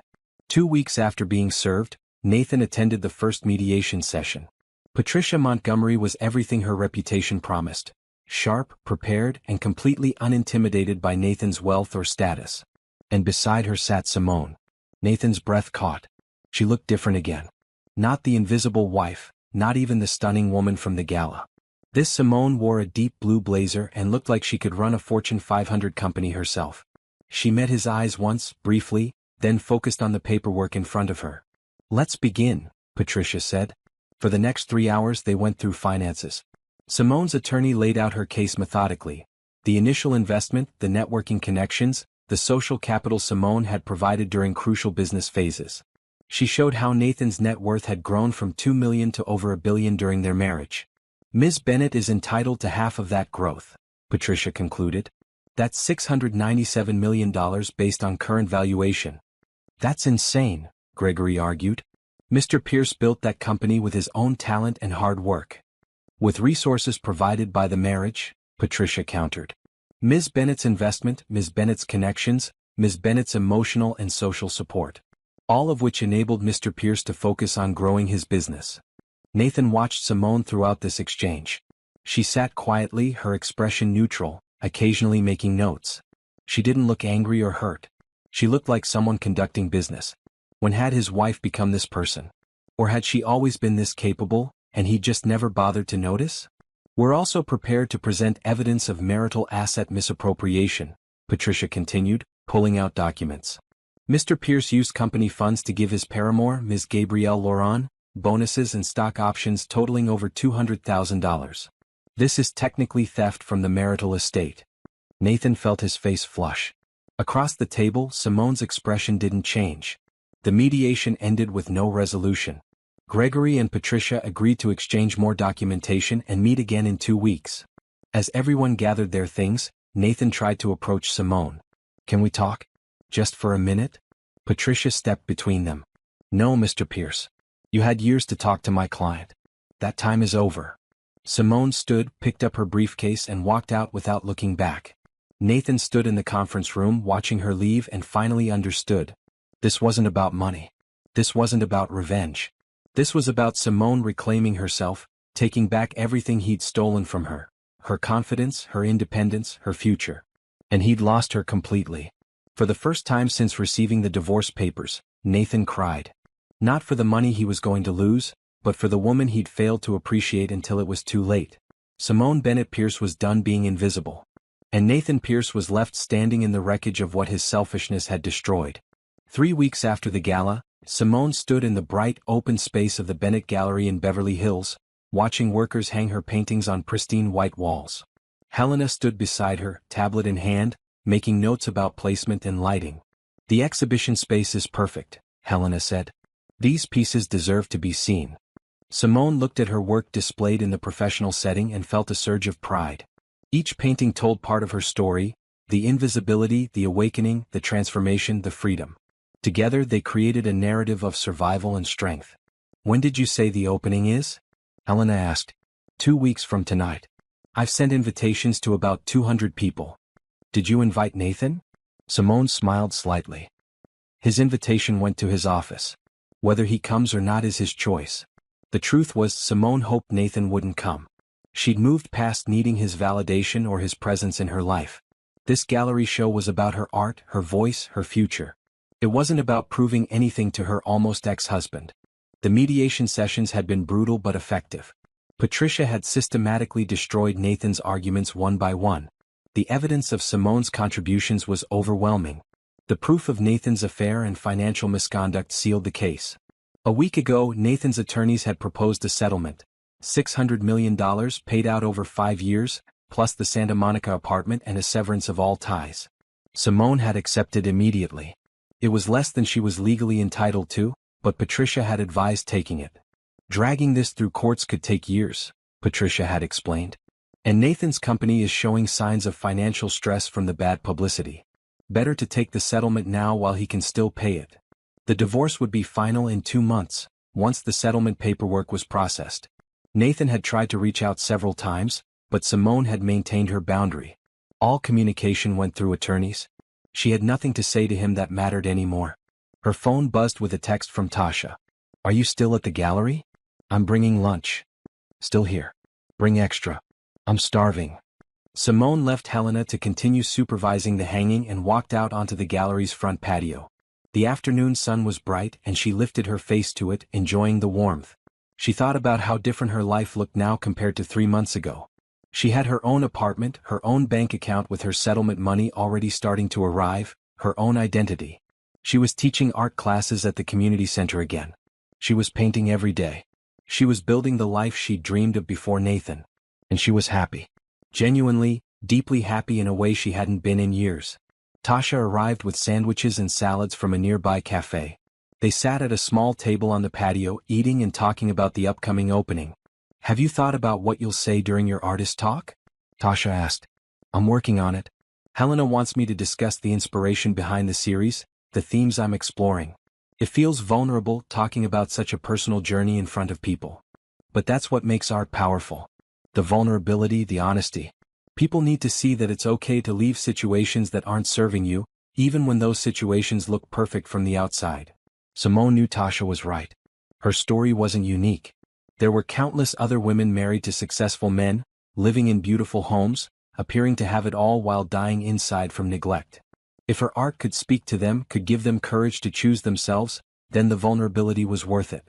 That evening, Simone was back at her apartment when her phone rang. It was a number she didn't recognize. Hello? Simone, it's Gabrielle. Don't hang up. Simone's first instinct was to disconnect the call. But curiosity made her wait. What do you want, Gabrielle? I want to explain. I want you to understand that I never meant to hurt you. Nathan and I, it just happened. We connected over work and feelings developed.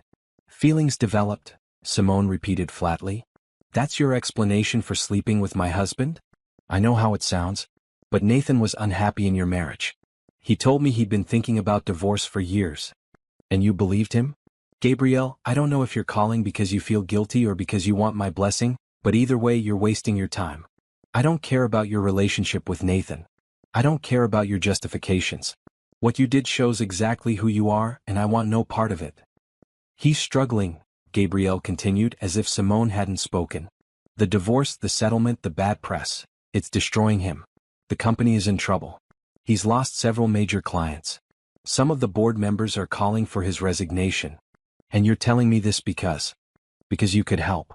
You could make a statement supporting him, saying the divorce was mutual and amicable. You could attend some events with him, show a united front until things settled down. Simone laughed, a cold sound that held no humor. You want me to save Nathan's reputation after he spent years neglecting me and then cheated on me with you? Are you serious? I'm trying to protect him. Then you should have thought about that before you started an affair with a married man. Nathan's problems are his own. I'm not his wife anymore, and I'm certainly not his public relations manager.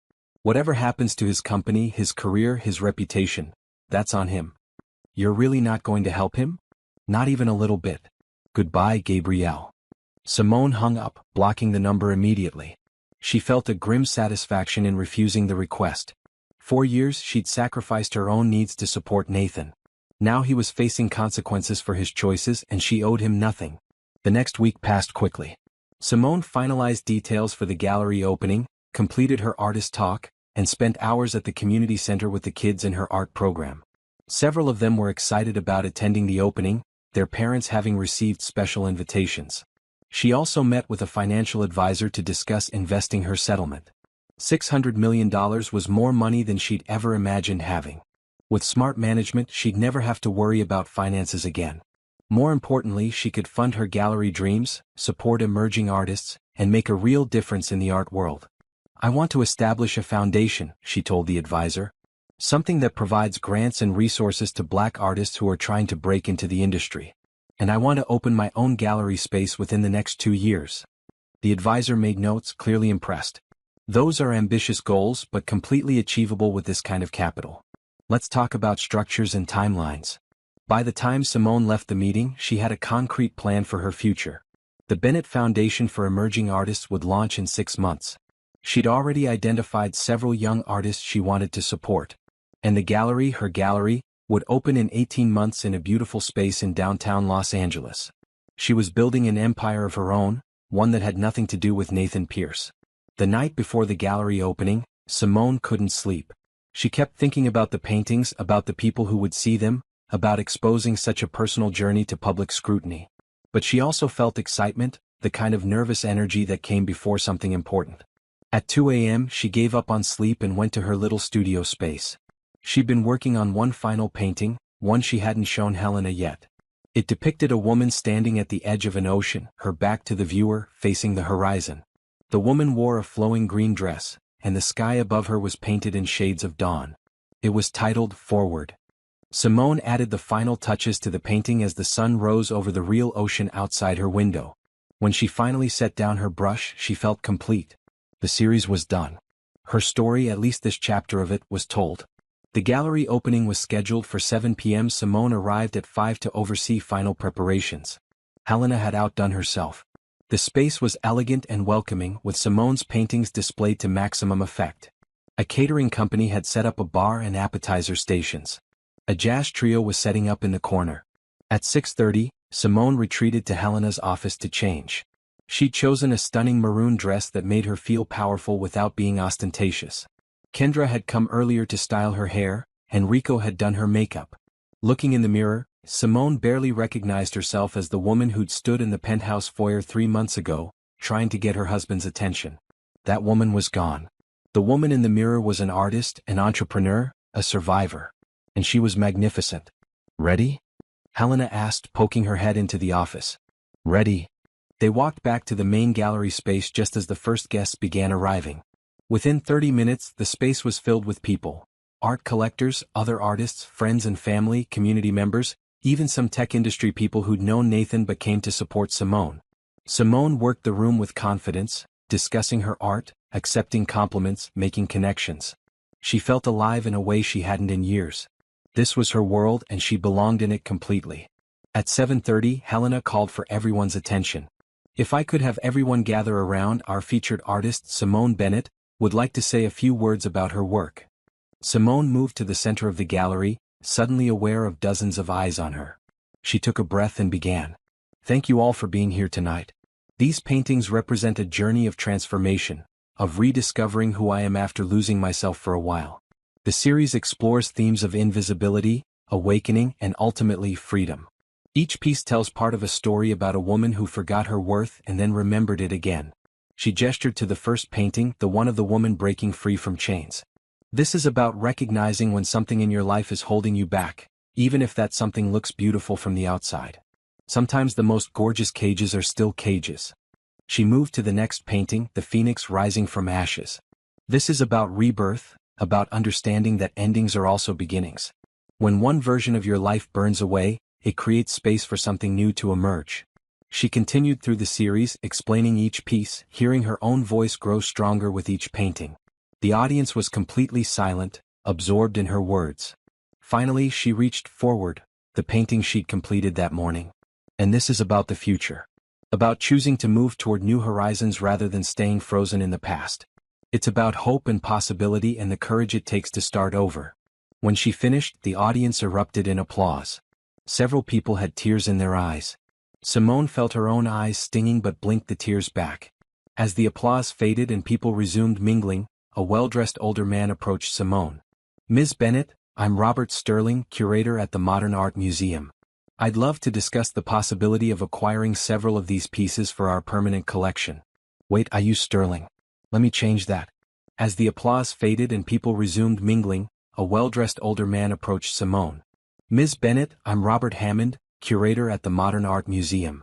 I'd love to discuss the possibility of acquiring several of these pieces for our permanent collection." Simone's heart raced. The Modern Art Museum was one of the most prestigious institutions in Los Angeles. "I'd be honored to discuss that with you." They exchanged contact information and Robert promised to call her office the next week. After he walked away, Helena grabbed Simone's arm, beaming. "Do you know what this means? If the Modern Art Museum acquires your work, you'll be established as a serious artist. Galleries will be fighting to represent you. Collectors will be begging for your pieces." "It feels surreal," Simone admitted. "It feels like justice," Helena corrected. "This is what should have happened years ago before you got sidetracked. But you're here now and you're brilliant, and the art world is finally going to recognize that." The evening continued with more conversations, more connections, more opportunities emerging. Several pieces sold within the first hour, their red sold dots appearing beside the titles. Simone felt dizzy with success. At 9 o'clock, she stepped outside for a moment of air. The patio was quiet, offering a reprieve from the crowded gallery. She stood there, breathing in the cool evening breeze, feeling grateful and proud and free. "Simone." She turned to find Nathan standing at the edge of the patio. He'd come after all. He looked terrible, tired and drawn, his designer suit hanging slightly loose on his frame. He'd lost weight. "What are you doing here, Nathan?" "I got the invitation. I wanted to see your work, to support you." "I don't need your support. I don't want your support." "I know. I just..." He ran a hand through his hair. I've been a fool. Seeing your art, hearing you talk about your journey, it made me realize how badly I failed you. You were always this talented, this brilliant, and I was too selfish to see it. Yes, you were. But that's not my problem anymore. I know we can't go back. I know I destroyed what we had. I just wanted you to know that I'm sorry. Truly deeply sorry. You deserved so much better than what I gave you. Simone looked at her ex-husband and felt nothing. No anger, no sadness, not even satisfaction at his obvious remorse. Just a vague indifference, like he was a stranger she'd once known. I appreciate the apology, Nathan. But it doesn't change anything. You made your choices and I've made mine. I hope you figure things out, I really do. But I'm not part of your life anymore. I understand. Nathan looked like he wanted to say more but couldn't find the words. Finally he just nodded. Your work is extraordinary. I'm proud of you even if I have no right to be. He walked away, disappearing into the night. Simone watched him go, feeling a sense of closure she hadn't expected. This was truly the end of their story. She went back inside to her celebration, to her success, to her future. The gallery was still full of people, still buzzing with energy. Tasha found her immediately. Was that Nathan I saw leaving? Yes. He came to apologize. And nothing. He apologized, I accepted, and he left. It's over, Tasha. Really, truly over. How do you feel? Simone smiled, looking around at the gallery, at her paintings on the walls, at the life she'd built from the ashes of her marriage. I feel free. The rest of the evening passed in a blur of joy. By the time the last guest left at midnight, 11 of the 15 paintings had sold. The Modern Art Museum had committed to acquiring 2 pieces. Helena had booked Simone for 3 more shows over the next year. As Simone and Helena cleaned up the gallery, Helena raised a glass of champagne. To Simone Bennett, rising star of the art world. Simone clinked her glass against Helena's. To new beginnings. She meant it with her whole heart. This was her new beginning, and it was everything she'd ever dreamed of. Nathan Pierce had ignored his wife until she shocked everyone. And now, Simone Bennett was showing the world exactly what he'd been too blind to see. The morning after the gallery opening, Simone woke to her phone ringing insistently. She groaned, reaching for it without opening her eyes. It was Patricia. Have you seen the news? Patricia asked without preamble. I just woke up. What news? Check Art Daily online. Now. Simone pulled up the website on her phone and her breath caught. The headline read, Emerging artist Simone Bennett's powerful exhibition explores life after marriage to tech billionaire Nathan Pierce. The article was extensive, featuring photos from the gallery opening, excerpts from her artist talk, and a detailed analysis of her work. The writer had connected the themes in her paintings to her very public divorce, painting a picture of a woman who'd been overshadowed by her husband's success finally stepping into her own light. This is, wow. It gets better, Patricia said. The Los Angeles Times ran a piece too. And Vanity Fair wants to do a profile on you. The narrative has officially shifted, Simone. You're no longer Nathan Pierce's ex-wife. You're Simone Bennett, acclaimed artist. After hanging up with Patricia, Simone scrolled through social media. The response to the exhibition was overwhelming. Art critics were praising her work. People were sharing photos of the paintings, discussing the themes, relating their own stories of transformation. Several women had posted about being inspired by her courage to leave a marriage that wasn't serving her. Tasha called next. You're viral. Like actually viral. There's a whole thread on Twitter about your exhibition, and people are making connections between your art and women's empowerment. I didn't mean for it to become a statement about feminism or anything. I was just telling my story. Your story is political, babe. A woman leaving a billionaire husband and thriving on her own? That's revolutionary to a lot of people. Simone spent the rest of the morning fielding calls and messages. Interview requests poured in. More galleries wanted to show her work. The Modern Art Museum called to say they wanted to host a solo retrospective in a year. Her mother called, crying happy tears. Baby, I'm so proud of you. You took something painful and turned it into something beautiful. Thanks, Mama. I couldn't have done it without you believing in me. You always had it in you. You just needed to remember. By the afternoon, Simone needed to escape the attention. She drove to the beach and walked along the shore, letting the ocean breeze clear her head. Her life had changed so dramatically in 3 months. She'd gone from invisible wife to independent artist, from uncertain and lost to confident and purposeful. Her phone rang again. This time it was a number she didn't recognize, but something made her answer. Miss Bennett? This is Michelle Rodriguez from The Times. I'm writing a follow-up piece about your exhibition, and I wanted to ask you about some financial documents that have recently surfaced. Simone's stomach dropped. What documents? Someone leaked details about your divorce settlement. $600 million paid out over 5 years. There's also information about Nathan Pierce using company funds to benefit his mistress. I wanted to get your comment before we publish. I have no comment. My divorce settlement is a private matter. But you understand how this looks, right? You left a man who was cheating on you and got one of the largest divorce settlements in California history. People are calling you a gold digger. Simone felt anger flare. Of course they were. A woman couldn't win in situations like this. Either she stayed with a cheating husband and was weak, or she left and demanded what she was owed and was a gold digger. Print whatever you want, Simone said coldly. But I know the truth. I invested in Nathan's company when it was nothing. I supported his career for years while putting my own dreams aside. I earned every penny of that settlement, and I'm not ashamed of taking what was legally mine. She hung up before the reporter could ask another question, immediately calling Patricia. Someone leaked the settlement details. The media is going to spin this as me being a gold digger. Let them, Patricia said calmly. We have documentation of everything. Your investment, your contributions, the affair, Nathan's financial misconduct. If they want to make you look bad, we'll release that documentation and make Nathan look worse. I don't want this to turn into a media war. Then we control the narrative. Let me handle this. I'll draft a statement that presents the facts clearly. You stay focused on your art and your life. That's the best response to any criticism. Patricia's statement went out that afternoon. Ms. Simone Bennett's divorce settlement reflects California's community property laws and her documented financial contributions to Pierce Technologies. Ms. Bennett invested $50,000 of her personal funds in the company's early stages and provided crucial business connections that helped secure major contracts. The settlement represents her legal share of the marital assets accumulated during her 5-year marriage to Nathan Pierce. Ms. Bennett is focused on her successful art career and asks for privacy as she moves forward with her life. The statement was picked up by major outlets. Within hours, the narrative started shifting again. Financial experts analyzed the settlement and confirmed that it was actually fair given California law. Other women who'd gone through similar divorces spoke out in support of Simone. Even some of Nathan's former business associates came forward to confirm that Simone had indeed made valuable contributions to Pierce Technologies' early success. By evening, the backlash against Simone had largely faded, replaced by renewed interest in her art and her story. But the damage to Nathan's reputation continued to grow.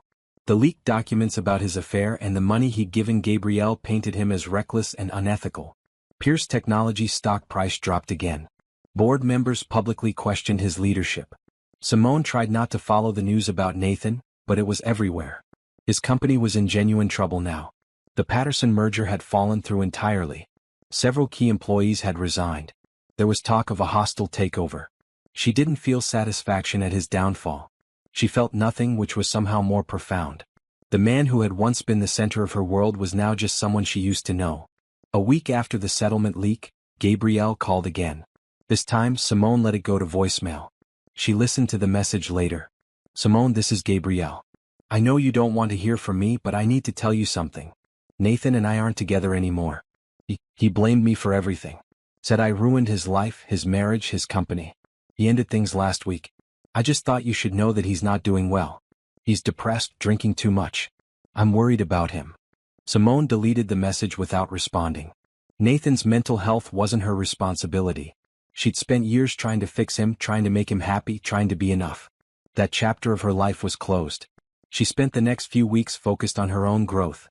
She hired a business manager to help launch the Bennett Foundation. She toured potential gallery spaces for her own venture. She continued teaching at the community center, where the kids were creating their own exhibition based on themes of resilience and transformation. She also started dating, casually.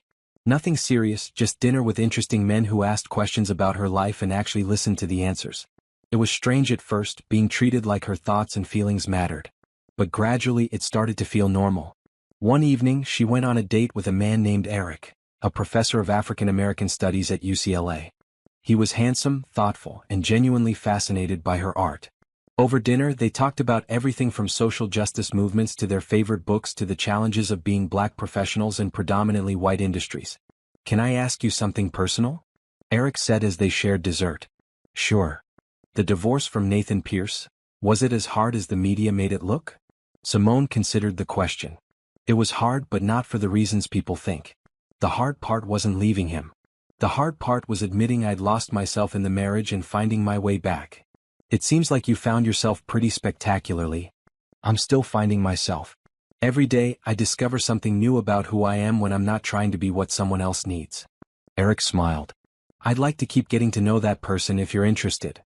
I'm interested. It wasn't love, not yet. But it was possibility, which felt important after years of stagnation. 2 months after the gallery opening, Simone attended the finalization hearing for her divorce. She wore a royal blue blazer and walked into the courthouse with Patricia beside her. Nathan was already there with Gregory, looking gaunt and tired. The hearing was brief. The judge reviewed the settlement agreement, confirmed that both parties agreed to the terms, and officially dissolved the marriage. You are now legally divorced, the judge announced. Good luck to both of you. That was it. 5 years of marriage ended with a few signatures and legal declarations. Outside the courthouse, Nathan tried to approach Simone one final time. Can we talk? Just for a minute? Patricia stepped forward, but Simone put a hand on her lawyer's arm. It's okay. I'll hear him out. They walked a short distance away from their respective attorneys. Nathan looked at her with desperate eyes. I want you to know that I never stopped loving you. Simone shook her head. Nathan, you didn't love me. You loved the idea of me, the convenience of me, the way I made your life easier. But you didn't love me as a person with my own needs and dreams. I know I failed you. I know I can't fix that. But Simone, I'm losing everything. The company, my reputation, my sense of who I am. You're the only good thing I ever had, and I threw you away. I'm not a thing you had. I'm a person you neglected. And what you're experiencing now is just consequences. You made choices, Nathan. You chose work over our marriage. You chose to have an affair. You chose to take me for granted. This is what happens when those choices catch up with you. Can't you at least tell me you forgive me? Simone thought about it. Did she forgive him? In a way, yes. She wasn't carrying anger or resentment anymore. But forgiveness didn't mean reconciliation or absolution. I forgive you for being human and making mistakes. But I don't forgive you for the years of emotional neglect. I don't forgive you for making me feel invisible in my own marriage. And I don't forgive you for the affair. Some things are too big to forgive, Nathan. They can only be left behind. So this is really it? We're really over? We've been over for a long time. Today just makes it official. Simone walked away from Nathan for the last time, feeling lighter with each step. Patricia fell into pace beside her. How do you feel? Patricia asked. Free. Completely and totally free. They celebrated that night at a restaurant Simone loved, one Nathan had always dismissed as too casual. Patricia, Tasha, Helena, and Simone's mother all toasted to new beginnings and hard-won victories. To Simone, Tasha said, raising her glass, who showed us all what it means to choose yourself. To Simone, the others echoed. As Simone looked around the table at these women who had supported her, who had believed in her even when she'd stopped believing in herself, she felt overwhelming gratitude. This was her chosen family, her real support system. Her phone buzzed with an email. It was from the Vanity Fair writer, confirming their interview for the following week. The subject line read, The Rise of Simone Bennett. Not the divorce of Nathan Pierce. Not the scandal of a billionaire's affair. The rise of Simone Bennett. That felt like the truest headline of all. 3 months post-divorce, Simone sat in her new gallery space in downtown Los Angeles, watching contractors install track lighting. The space was larger than she'd originally planned, 3,000 square feet of exposed brick and high ceilings. It would be called the Bennett Gallery and it would open in 4 months. Her phone rang. It was Helena. Turn on the news. Channel 7. Simone pulled up the live stream on her laptop. The news anchor was discussing Pierce Technologies. In a stunning development, Nathan Pierce has been voted out as CEO by the company's board of directors. The decision comes after months of declining stock prices, failed merger attempts, and persistent questions about Pierce's personal conduct. The company will be led by interim CEO Rachel Thompson while a permanent replacement is sought. Simone watched as footage played of Nathan leaving the Pierce Technologies headquarters, reporters shouting questions at him. He looked destroyed, pushing through the crowd without answering. Nathan Pierce, do you have any comment on being removed from the company you founded? Mr. Pierce, how does it feel to lose everything? Is it true you're filing for bankruptcy? Simone closed the laptop, unable to watch anymore. She'd known Nathan's company was struggling, but she hadn't realized things had gotten this bad. Part of her, the part that had loved him once, felt sad for him. But the larger part, the part that had rebuilt herself from the ashes of their marriage, recognized that this was his journey to walk alone. Tasha called immediately. "Did you see?" "I saw." "How are you feeling?" "Honestly? I don't know. It's surreal watching someone who had everything lose it all. He brought it on himself." "I know. But it's still strange to witness." That evening, Gabrielle showed up at Simone's apartment building. The doorman called up to ask if Simone wanted to see her. Tell her no. 10 minutes later, her phone rang. Gabrielle's number. "Please, Simone. I just need 5 minutes. It's about Nathan." Against her better judgment, Simone agreed to meet her in the lobby. Gabrielle looked terrible, her usually perfect appearance disheveled. Dark circles under her eyes, hair pulled back in a messy ponytail. "Thank you for seeing me," Gabrielle said. "You have 5 minutes. Nathan tried to hurt himself last night. He took a bunch of pills. His assistant found him and called 911. He's in the hospital now, stable, but he's not doing well mentally." Simone felt her stomach drop. Suicide attempt. Nathan had tried to kill himself. "Why are you telling me this?" "Because you're the only person he ever really cared about. I thought I could help him through this, but I can't. He doesn't want me. He wants you. Well, he can't have me. I'm not responsible for Nathan's mental health, Gabrielle. I'm not responsible for saving him. But don't you care at all? Don't you feel any compassion for what he's going through?" "Of course I care. Nathan is a human being in pain, and I don't wish that on anyone. But caring doesn't mean I'm obligated to fix him. I spent years trying to fix Nathan, trying to make him happy, trying to be enough. It didn't work then and it won't work now. He's talking about you constantly. Saying you were the best thing in his life, that losing you destroyed him." "Nathan destroyed himself," Simone said firmly.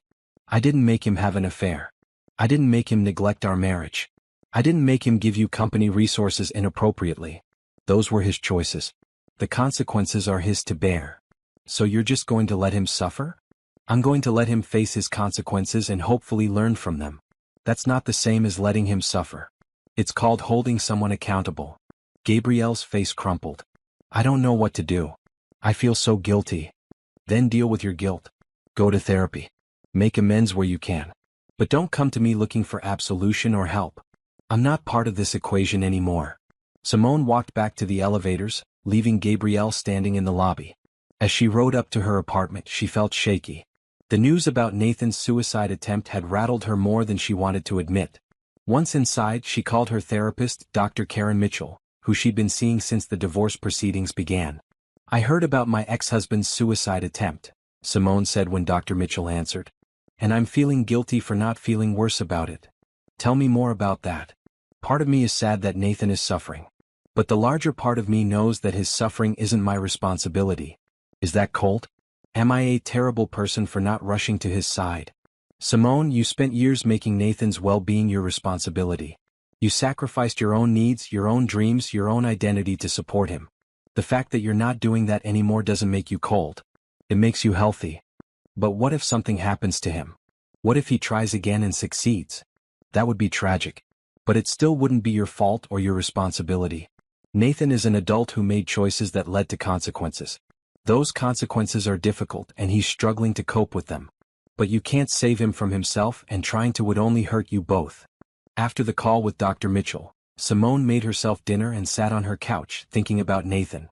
She remembered the early days of their relationship, when he'd been attentive and loving. She remembered believing they would build a life together as true partners. What had gone wrong? Was it Nathan's success that changed him? Or had he always been self-centered and she'd just been too in love to see it clearly? Maybe it didn't matter anymore. The past was the past. What mattered now was moving forward. Her phone buzzed with a text from Eric. "Dinner tomorrow night? There's a new Ethiopian restaurant I want to try." "Sounds perfect," she replied. That was her present and future. New experiences, new relationships, new possibilities. She wasn't going to let Nathan's crisis pull her backward. The next morning, Simone read that Nathan had been released from the hospital and placed on a 72-hour psychiatric hold. Several news outlets ran stories about his fall from grace, painting him as a cautionary tale about hubris and poor choices. Simone's phone rang constantly. Reporters wanting her comment on Nathan's condition. Friends asking if she was okay. Even her mother called, concerned. Baby, I know you're moving on with your life, but maybe you should check on him. Just to make sure he's getting the help he needs. Mama, Nathan has assistants, attorneys, probably a whole team of mental health professionals working with him. He doesn't need me. I know, but. No buts. I love you, Mama, but I'm not going backward. I've worked too hard to rebuild my life. Nathan's struggles are his own. Her mother sighed but accepted it. You're right. I'm proud of you for maintaining your boundaries. Simone spent the day at the Bennett Gallery focusing on her business. The contractor showed her the updated plans for the space. They were expanding the artist studios in the back, creating a full workshop area where emerging artists could work on their pieces. This is going to be incredible, the contractor said. A gallery that also serves as a creative workspace? That's revolutionary. That's the goal. I want this place to be more than just a showroom. I want it to be a community. As she stood in her gallery, surrounded by the physical manifestation of her dreams, Simone felt a profound sense of rightness. This was where she was meant to be. Not in Nathan's shadow, not as someone's neglected wife, but here, building something that mattered. That evening, she attended a fundraiser for the community center where she taught. One of her students, a 15-year-old girl named Jasmine, no wait, I can't use Jasmine. Let me change that. That evening, she attended a fundraiser for the community center where she taught. One of her students, a 15-year-old girl named Destiny, had a piece featured in the event program. The painting showed a girl standing in front of a mirror, seeing a superhero reflection. Your class changed my life, Ms. Bennett, Destiny said shyly when Simone complimented the work. You taught me that art isn't just something pretty to look at. It's a way to tell our truth. You're a brilliant artist, Destiny. Don't ever let anyone tell you otherwise. Miss Bennett? Can I ask you something? Sure. People say you were married to that billionaire guy who's all over the news. Is that true? It is. Why'd you leave him? Wasn't he, like, super rich? Simone smiled at the directness of teenage curiosity. I left because money doesn't make you happy. Being with someone who sees you, who respects you, who supports your dreams. That's what makes you happy. I'd rather be broke and valued than rich and invisible. Destiny nodded thoughtfully. That makes sense. My mom stayed with my dad even though he treated her bad, because she was scared of being alone. But you weren't scared. Oh, I was terrified. But I did it anyway. That's what courage is, Destiny. Being scared and doing the hard thing regardless. The conversation stayed with Simone as she drove home. She was teaching these kids more than art. She was showing them, through her own example, that it was possible to choose yourself even when it was difficult. A week after Nathan's suicide attempt, Patricia called with an update. Nathan's attorneys have filed paperwork requesting a modification of the settlement. They're claiming he can't afford the payments now that he's been removed from the company. Can he really not afford it? It's complicated. He's still wealthy, just not billionaire wealthy anymore. His attorneys are arguing that the settlement should be reduced proportionally to his decreased income. What do you think? I think they're grasping at straws. We have a signed agreement. But I wanted to give you a heads up that this might drag on a bit longer. I just want it to be over, Patricia. I know. And it will be. We'll fight this modification request and we'll win. Nathan made a deal. He doesn't get to renegotiate just because his life didn't turn out the way he expected. Simone hung up, frustrated. When would this be truly finished? When would she stop having to deal with Nathan's legal team, Nathan's problems, Nathan's anything? Eric took her to dinner that night, sensing she needed the distraction. Over delicious Ethiopian food, they talked about his research on historically black colleges and universities. He was passionate about his work, and Simone found herself genuinely engaged in the conversation. Can I ask you something? Eric said as they finished their meal. Of course. Your ex-husband's situation. Does it make you want to go back? To try to help him? No, Simone said without hesitation. Is that terrible? Not at all. It's healthy. You recognize that his problems aren't yours to solve. I keep having people suggest I should at least reach out, offer support or forgiveness or something. But I don't want to. Does that make me heartless? It makes you someone with boundaries. Simone, from what you've told me about your marriage, you spent years being Nathan's emotional support system while getting nothing in return. You don't owe him anything now, especially not when you're finally thriving on your own. I like you, Simone said impulsively. Eric smiled. I like you too. And I like that you're strong enough to choose yourself. They'd been dating for 2 months now, and while Simone wasn't ready to call it a serious relationship, she appreciated having someone in her life who saw her clearly and valued what he saw. The next morning, Simone woke to news that Nathan's modification request had been denied. The court upheld the original settlement, ruling that Nathan's decreased income was a result of his own poor business decisions and did not constitute grounds for modification. Patricia sent her the court documents with a note. "It's officially over. Nathan has no more legal recourse. The settlement stands as agreed." Simone read the documents twice, letting the reality sink in. It was over. Truly, completely over. She called her mother first. "It's done, Mama. The divorce is final, the settlement is final, everything is final. How do you feel?" "Relieved. Grateful. Ready to move forward completely. I'm so proud of you, baby girl. You took a terrible situation and turned it into a triumph." Next she called Tasha. "I'm officially, completely, legally done with Nathan Pierce. Thank God. Let's celebrate. Girls' night tonight?" "Absolutely." They went to a wine bar in Santa Monica. Simone, Tasha, Helena, and a few other friends she'd reconnected with over the past months. They laughed, told stories, toasted to new beginnings. Simone felt surrounded by love and support in a way she'd never experienced in her marriage.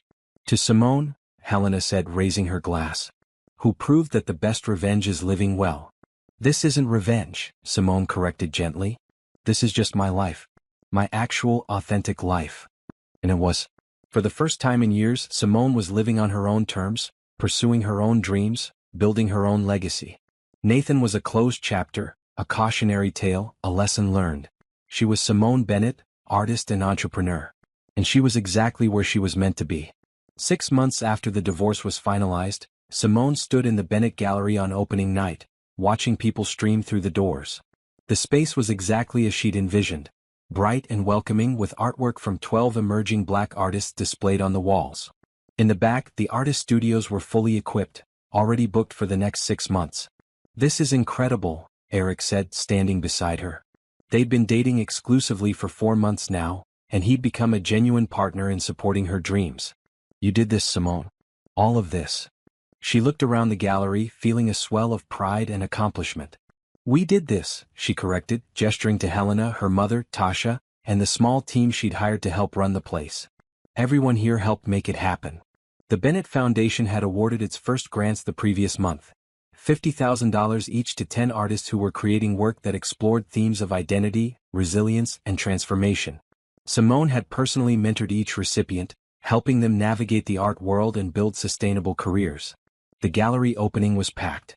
Art collectors, other gallery owners, community members, students from her art classes, even some tech industry people who'd supported her work.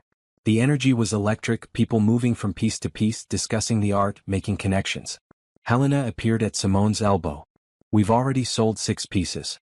And the Times art critic is here. She wants to interview you for a feature. Tell her I'll be available in 30 minutes. Simone continued working the room, greeting guests, introducing artists to potential buyers and mentors. She felt completely in her element, confident and purposeful. At 8 o'clock, she gave a short speech about the gallery's mission: to provide space and support for artists who had traditionally been excluded from mainstream art institutions. She talked about the studios, the mentorship programs, the fellowship opportunities. She ended with a quote that had become her personal mantra: "Art isn't just what we create. It's who we become in the creation." The crowd applauded, and Simone felt tears prick her eyes. This was everything she'd dreamed of, everything she'd set aside during her marriage to Nathan. Having it now, having built it herself, meant more than words could express. Her mother found her after the speech. "Your father would be so proud. He always knew you were destined for great things. I wish he could see this." "He can, baby. He's watching over you, smiling at everything you've accomplished." They hugged tightly, and Simone felt a deep sense of peace. She'd survived the worst period of her life and come out stronger. She'd rebuilt herself from nothing and created something meaningful. As the evening progressed, Simone noticed someone standing near the entrance, watching but not entering. She recognized him immediately despite the distance. Nathan. He looked different. Thinner, older, humbler. Gone was the arrogant confidence that used to define him. He stood there in jeans and a simple button-down shirt, nothing like the designer suits he used to favor. Their eyes met across the gallery. Nathan raised a hand in a small wave, then turned and left without trying to come inside. Eric noticed. "Was that your ex?" Yes. Do you want to go after him? Simone thought about it for exactly 3 seconds. No. Let him go. That chapter is closed. You're sure? Completely sure. She meant it too. Seeing Nathan didn't stir up any old feelings or regrets. He was simply someone she used to know, someone who'd been part of her journey but wasn't part of her destination. The gallery opening was a massive success. By the end of the night, every piece had sold or been reserved. The Times critic wrote a glowing review. And Simone received invitations to speak at 3 different art institutions about her journey and the importance of supporting emerging artists. 2 weeks later, Eric asked her to move in with him. They were having brunch at her favorite cafe, watching the ocean through the windows. I know we've only been together for 6 months, he said. And I know you probably need time after your divorce. But Simone, I love you. I love who you are, what you've built, how you move through the world. And I'd like to build a life together if you're interested. Simone's first instinct was to say no. She'd just gotten her independence back. She was finally comfortable being alone, living on her own terms. Did she really want to give that up? But then she looked at Eric, really looked at him. This wasn't Nathan. Eric didn't ask her to shrink or dim her light. He celebrated her success. He supported her dreams. He showed up for her consistently, not just when it was convenient. Can I think about it? She asked. Of course. Take all the time you need. That night, Simone called her mother. Eric asked me to move in with him. And what did you say? That I needed time to think. Mama, I'm scared. What if I lose myself again? What if moving in together changes everything? Baby, living with someone doesn't make you lose yourself. You lost yourself with Nathan because he demanded it, because he made you smaller to make himself feel bigger. Eric isn't like that. How do I know for sure? You don't. That's the risk of love. But Simone, you're not the same woman you were when you married Nathan. You're stronger now. You know your worth. If Eric tries to dim your light, you'll see it and walk away. Trust yourself. Simone thought about her mother's words for several days. She made a list of what she needed in a relationship. Mutual respect, individual space, support for her career, emotional availability, honest communication. Then she shared the list with Eric. Can you commit to these things? She asked. Yes, he said without hesitation. Simone, I'm not interested in changing you. I fell in love with exactly who you are. The driven artist, the passionate advocate, the woman who rebuilt her life from scratch. Why would I want to change any of that? Because Nathan did. He said he loved me, but then he tried to make me into someone more convenient for his lifestyle. I'm not Nathan. And you're not the same woman who married him. You're stronger now, more sure of yourself. If I ever make you feel like you need to be smaller, tell me. I promise to listen and adjust. Looking into Eric's eyes, Simone saw genuine sincerity. This man wasn't offering her a cage, even a beautiful one. He was offering partnership. Okay, she said. Let's do it. They found an apartment together, a beautiful place in Culver City with space for both of them to work. Eric had his office for his research and writing. Simone had a studio for her painting. They cooked together, supported each other's careers, and built a life based on mutual respect and genuine partnership. It was everything her marriage to Nathan hadn't been. 1 year after the divorce, Simone received an unexpected letter. It was from Nathan, forwarded through Patricia's office. She almost threw it away without reading it, but curiosity got the better of her. She opened it in her studio, where she'd been working on a new series of paintings. The letter was handwritten. Dear Simone, I know you have no reason to read this or respond to it. I know I lost that privilege a long time ago. But I wanted to tell you that I'm sorry. Truly, deeply sorry for everything I put you through. I've spent the past year in therapy working through my issues. My therapist helped me understand that I was so focused on external success that I neglected the one thing that actually mattered: our relationship. I took you for granted in every possible way. I want you to know that I'm not writing this because I want you back. I understand that ship has sailed, and I accept full responsibility for sinking it.